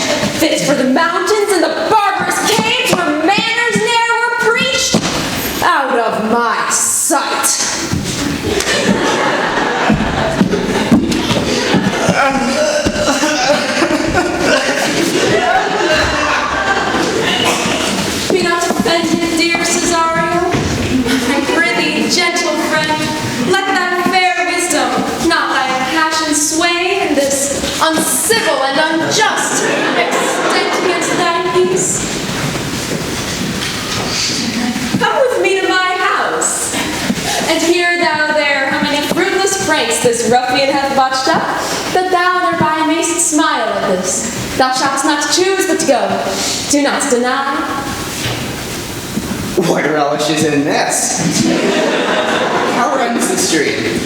Or am I mad, or else this a dream? Yet fancy still my sense and let me steep. If it be thus a dream, still let me sleep. Nay, come, I prithee. Would thou be ruled by me? Madam, I will. Oh, say so, and so be.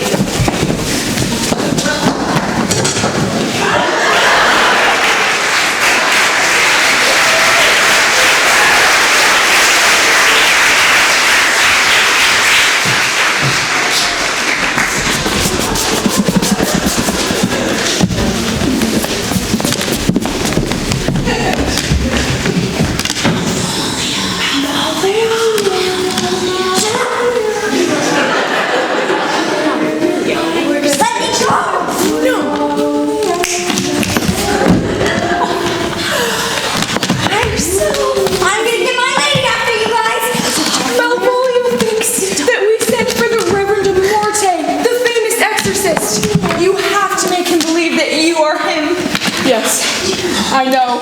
I will not disappoint you. I was born for this moment!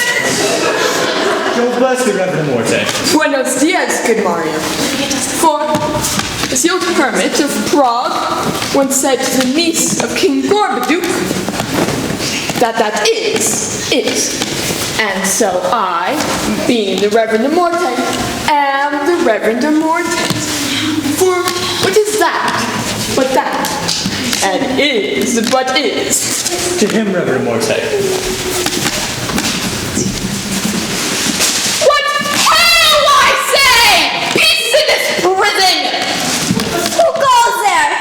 The Reverend Morte, who comes to speak with Malvolio, the lunatic. Oh, Reverend Morte, please go to my lady and tell her I'm not mad. Out, you hypermanical fiend! How vexest thou this man? Speakest thou nothing but of ladies? Reverend Morte, there is never a man thus wronged. Do not think I am mad. They have laid me here in hideous darkness. Fine and dishonest Satan! I speak in the most modest of terms, for I am one of those gentle ones that will use the devil himself with courtesy. Sayest thou that house is dark? As hell, Reverend Morte! You are deceived! This house is full of light, and yet complainest thou of obstruction? Reverend Morte, I am not mad. I say to you this house is dark. Madman thou errest! I say, there is no darkness but ignorance, in which thou art more puzzled than the Egyptians in their fog. Oh, that light is as dark as ignorance, though ignorance were as dark as hell.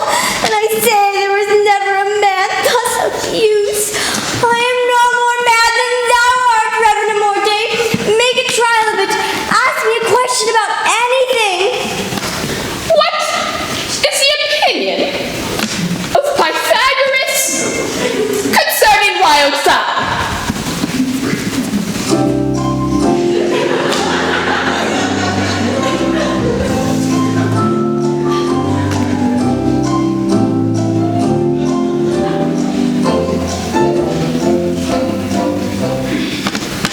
That the soul of my grandmother could be reincarnated.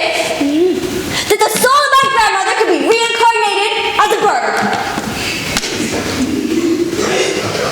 And what thinkest thou of his opinion?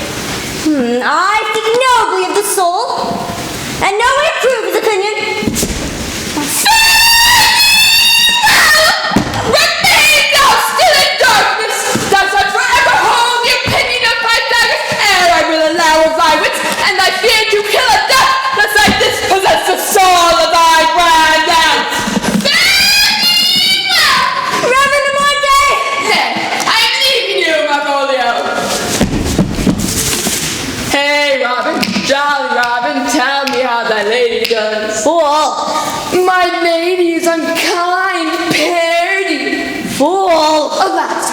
Why is she so? Fool, I say. She loves another. Who calls, huh? Good fool, as ever thou wilt deserve well at my hand, help me some paper and a pen, some light and ink. As I am a gentleman, I will live to be thankful to thee for it. Master Malvolio? Aye, good fool. Oh, Lasser, how fell you besides your 5 wits? Oh, fool, there was never a man so notoriously abused.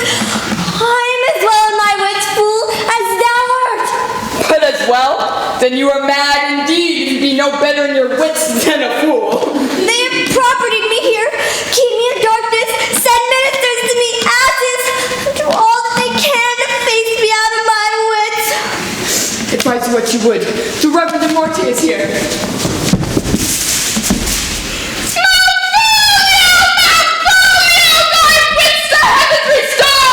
Endeavor thyself to sleep and leave thy vain bibble babble. Reverend de Morte! Nay, I'm leaving you, Malvolio. Maintain no words with him, good fellow. Who? I, sir? Not I, sir. God be with you, good Reverend de Morte. Amen, and you too, sir. Thank you, Reverend de Morte. Goodbye.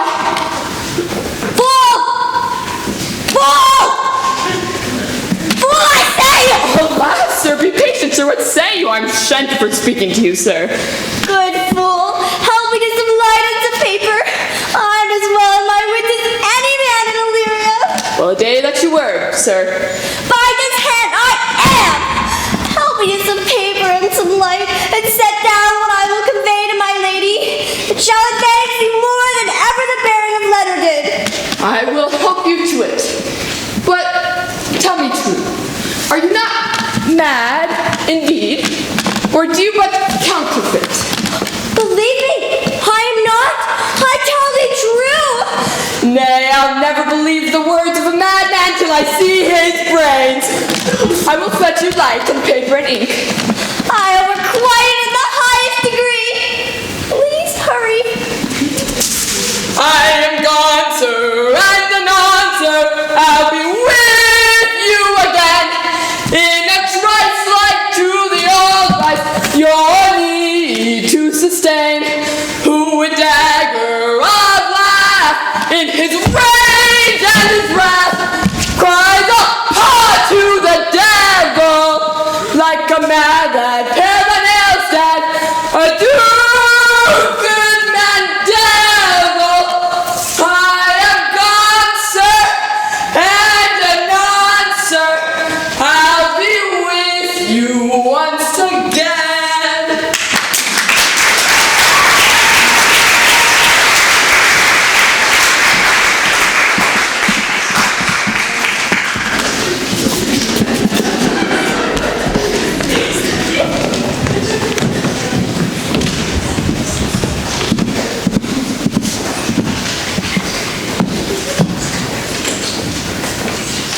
Wow. This is the air, that the glorious sun. This, the ring she gave me. I do feel it and see it, and though 'tis wonder that enwraps me thus, 'tis not madness. Where's Antonio then? I could not find him at the Elephant, yet there he was, and there I found this credit, that he did range the town to seek me out. His company now might do me golden service. Yet, though my soul disputes well with my sense that this be some error, but no madness, yet doth this accident and flood of fortune so exceed all instance, all discourse, that I am ready to deceive mine eyes and wrangle with my reason that persuades me to any trust but that I'm mad, or else the lady's mad. But she could not sway her house, command her followers, give and take back orders in their dispatch with such a smooth, discreet, and stable bearing as I perceive she does. There's something in it that's deceivable, yet to the lady comes. Blame not this haste of mine. If you mean well, now go with me and with this reverend mother into the chantry by. There, before her, and underneath that consecrated roof plight me the full assurance of your faith, that my most jealous and too doubtful soul may live at peace. She shall conceal it. Whiles you are willing, it shall come to naught. What time we will our celebration keep, according to my birth. What do you say? I'll follow this holy woman and go with you. Then lead the way, Reverend Mother, and heaven so shine that they may fairly note this act of mine.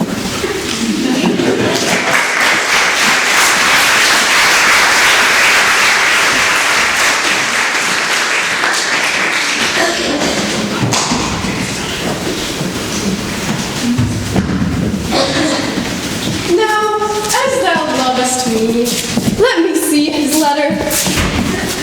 Fellow Selina, grant me another request. Anything? Do not desire to see this letter. This is to give a dog, and in recompense, desire my dog again. Belong you to the Lady Olivia, friends? Aye, sir, we are some of her trappings. I know thee well. How dost thou, my good fellow? Truly, sir, the better for my foes and the worse for my friends. Just the contrary. The better for thy friends. No, sir, the worse. How can that be? Truly, sir, they praise me and make an ass of me. Now my foes tell me plainly I am an ass, so that by my foes, sir, I profit in the knowledge of myself, and by my friends I am abused, so that conclusions be to kisses. If that's your 4 negatives, make your 2 affirmatives. Why then, the worse for my friends and the better for my foes. Why, this is excellent.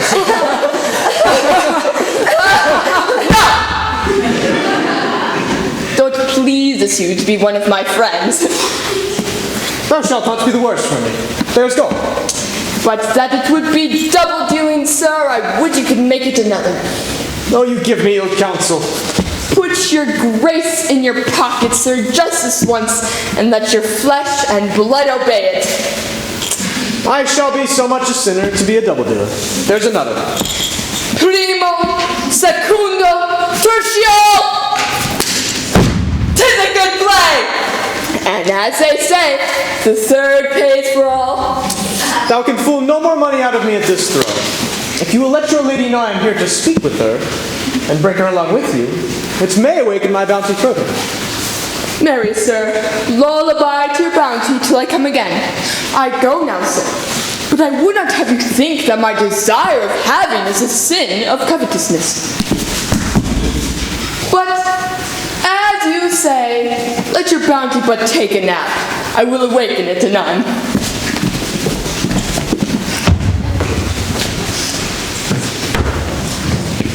Here comes the man, sir, that did rescue me. That face of his I do remember well. Yet when I saw it last, it was besmeared as black as Vulcan in the smoke of war.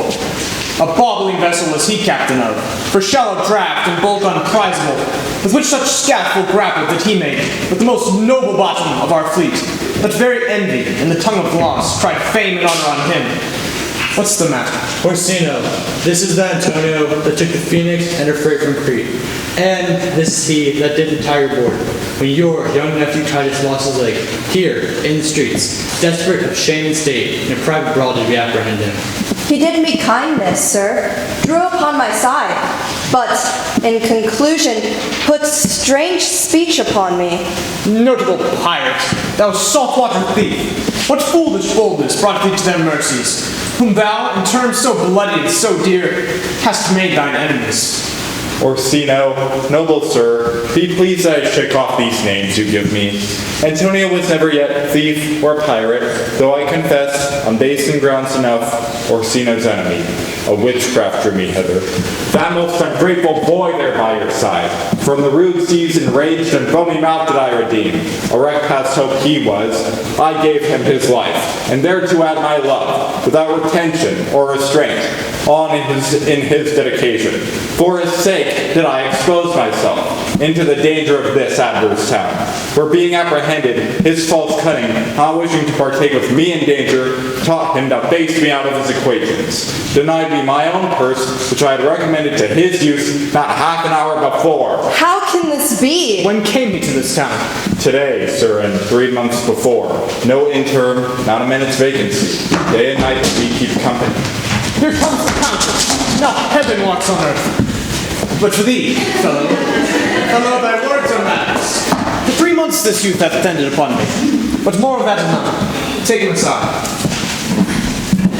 What would my lord, but that he may not have, wherein Olivia may seem serviceable. Cesario, you do not keep promise with me. Madam? Gracious Olivia. What do you say, Cesario? Good, my lord. My lord would speak. My duty hushes me. If it be to the old tune, my lord, it is as fat and fulsome to my ear as howling after music. Still so cruel? Still so constant, lord. What, to perverseness, you uncivil lady, to whose ingrate and unauspicious altars my soul the faithfulest offerings hath breathed out, that ere devotion tendered? What shall I do? Even what it please, my lord, that shall become him.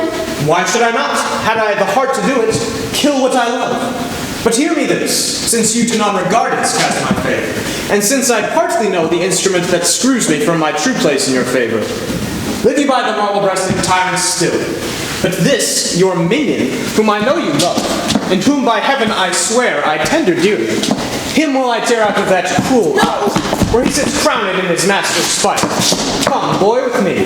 My thoughts are ripe in mischief. I will sacrifice the lamb that I do love, despite a raven's heart within a dove. And I, most jocund, act and willingly, to do you rest, 1,000 deaths would die. Where goes Cesario? After him I love, more than I love these eyes, more than my life, more, by all mores, than ere I shall love wife. I be detested, how am I beguiled? Who does beguile you? Who does do you wrong? Hast thou forgot thyself? Is it so long?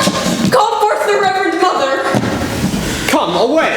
Whither, my lord? Cesario, husband, stay. Husband? I, husband. Can he that deny? Her husband, sir? No, my lord, not I. Alas, it is the baseness of thy fear that makes thee strangle thy propriety. Fear not, Cesario. Take thy fortunes up. Be that thou knowest thou art, and then thou art as great as that thou fearst. Oh, welcome, Reverend Mother. Holy woman, I charge thee, by thy reverence, here to unfold what thou dost know hath newly passed between this youth and me. A contract of eternal bond of love, confirmed by the mutual joinder of your hands, attested by the holy close of lips, strengthened by the interchangement of your rings, and all the ceremony of this compact sealed in my function by my testimony. Since when my watch hath told me toward my grave I have traveled but 2 hours. Thou dissembling cub, farewell, and take her. But direct thy feet where thou and I henceforth may never meet. My lord, I do protest. Oh, do not swear. Oh, for the love of God, a surgeon! What's the matter? Broke my head across and has given Sir Toby a bloody nose too. For the love of God, help! Who has done this, Sir Andrew? The Count's gentleman, Cesario. He's a coward. He's the very devil incarnate. My gentleman Cesario? By God's little lives, it's him. He's broke my head across for nothing. And whatever I did, I was set on by Sir Toby. Why do you speak to me? I never hurt you. You drew your sword upon me without cause. Broken head be a hurt. You have hurt me. How now, gentlemen, how's it with you? A surgeon? I need a surgeon. Who's drunk? Then he's a rogue. A very parsimonious canon. I hate a drunken rogue. Away with him. Who hath made this habit with them? I'll help you, Sir Toby. Will you help? You, sir, are an asshead. And a knave. A pale-faced knave. Get him to bed. Let his hurt be looked to.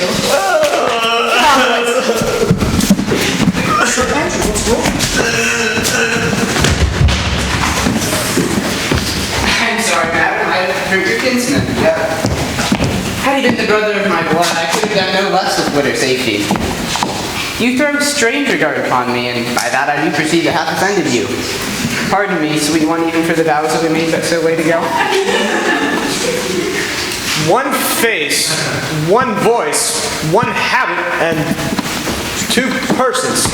A natural perspective, that is and is not. Oh, Antonio, how the hours of racking tortured me since I have lost thee. Sebastian, are you? Fearest thou that, Antonio? How have you made division of yourself? An apple cleft in two is not more twin than these two creatures. Which is Sebastian? Most wonderful. Do I stand there? I never had a brother. I had a sister once whom the blind waves and surges hath devoured. What kin are you to me? What countryman? What parentage? Of Messalene. Sebastian was my father. Such a Sebastian was my brother too. So went he suited to his watery tomb. If spirit can assume both form and suit, you come to fright us. Spirit I am indeed, and in that dimension grossly clad, which from the womb I did participate. Were you a woman, as the rest goes even, I should let my tears fall upon your cheek and say, thrice welcome, drowned Viola. I am Viola! I was preserved to serve this noble duke. All the occurrence of my fortune since hath been between this lady and this lord.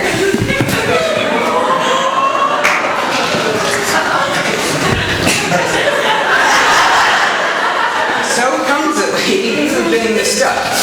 But nature and your bias true in that. You had been contracted to a maid. Nor are you, by my life, deceived. You had been contracted both to maid and man. Be not amazed. Right noble is his blood. If this be so, as yet the glass seem true, I shall have a share in this most happy wreck. Boy, thou hast said to me 1,000 times thou never shouldst love woman like to me. And all those sayings I will overswear, and those swearings keep as true in soul as doth that orbed continent, the fire that severs day from night. Give me thy hand, and let me see thee in thy woman's weeds. The captain that did bring me first on shore hath my maid's garments. He, upon some action, is now in prison at Malvolio's suit. He shall free him. Fetch Malvolio hither. And yet, alas, now I remember me. They say, poor gentleman, he has gone mad. I forgot all about him. How does he, sirrah? Aye, madam, he holds Beelzebub off as well as a man in his case may do. He has here writ a letter to you. I should have given it to you this morning, but as a madman's epistles are no gospels, so it matters not much when they are delivered. Open it and read it. Look then to be well edified, as the fool delivers the madman. Now, art thou mad? No, madam, I do but read matters. If your ladyship should have it as it ought to be, you must allow me to use my voice. Prithee, read in thy right wits. So I do, Madonna. But to read in his right wits is to read thus. Therefore prepend, my princess, and give ear. Read it to you, sirrah. By the Lord, madam, you wrong me, and the world shall know it.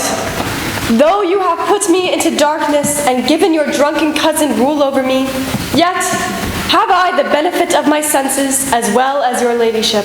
I have your own letter that induced me to the semblance I put on, with the which I doubt not but to do myself much right, or you much shame. Think of me as you please. I leave my duty a little unthought of, and speak out of my injury. The madly used Malvolio. Did he write this? Aye, madam. This savors not much of madness. See him delivered, Felina. Fetch him hither. My lord, so please you, these things further thought on, to think me as well as a sister, as a wife? Madam, I am most apt to embrace your offer. your master quits you, and for your service done him so much against the metal of your sex, so far beneath your soft and tender breeding, and since you called me master for so long, here is thy hand. You shall from this time be your master's mistress.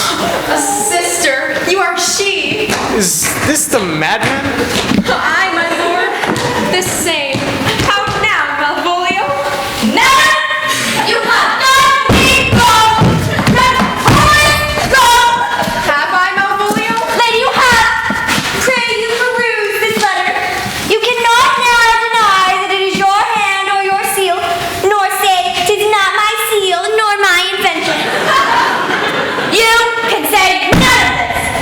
Well, granted then, and the modesty of honor, to tell me why you have given me such clear lights of your favor, bade me come to you smiling, and in my dapper pink suit, and to frown upon Sir Toby and the lighter people, and acting on this with an obedient hope, why have you then suffered me to be imprisoned, kept in a dark house, visited by a priest, and made the most notorious gaping gold that e'er invention played on?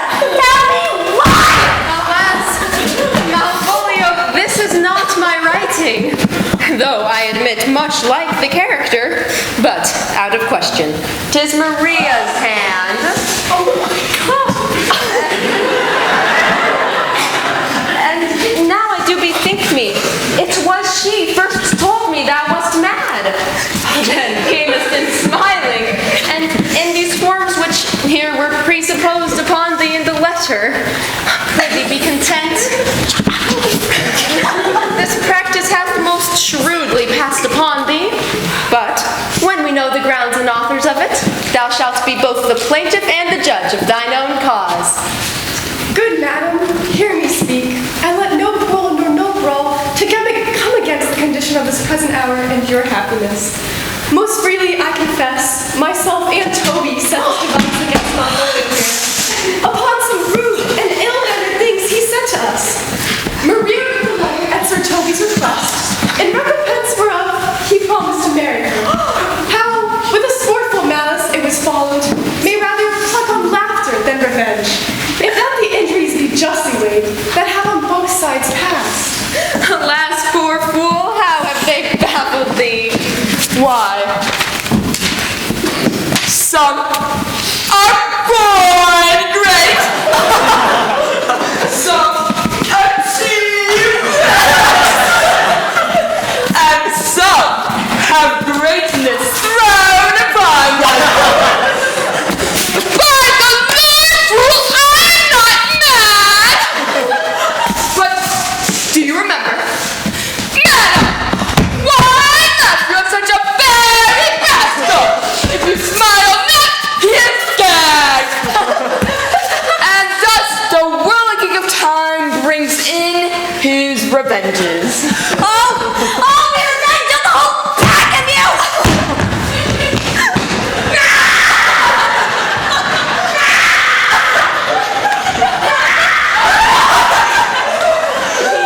And most notoriously abused.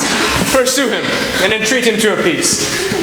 Come now, a solemn combination shall be made of our dear souls. Meantime, sweet sister, we will not depart from hence. Cesario, come. For so you shall be, while you are mad. But when in other habits you are seen, Orsino's mistress, and his fancy's queen,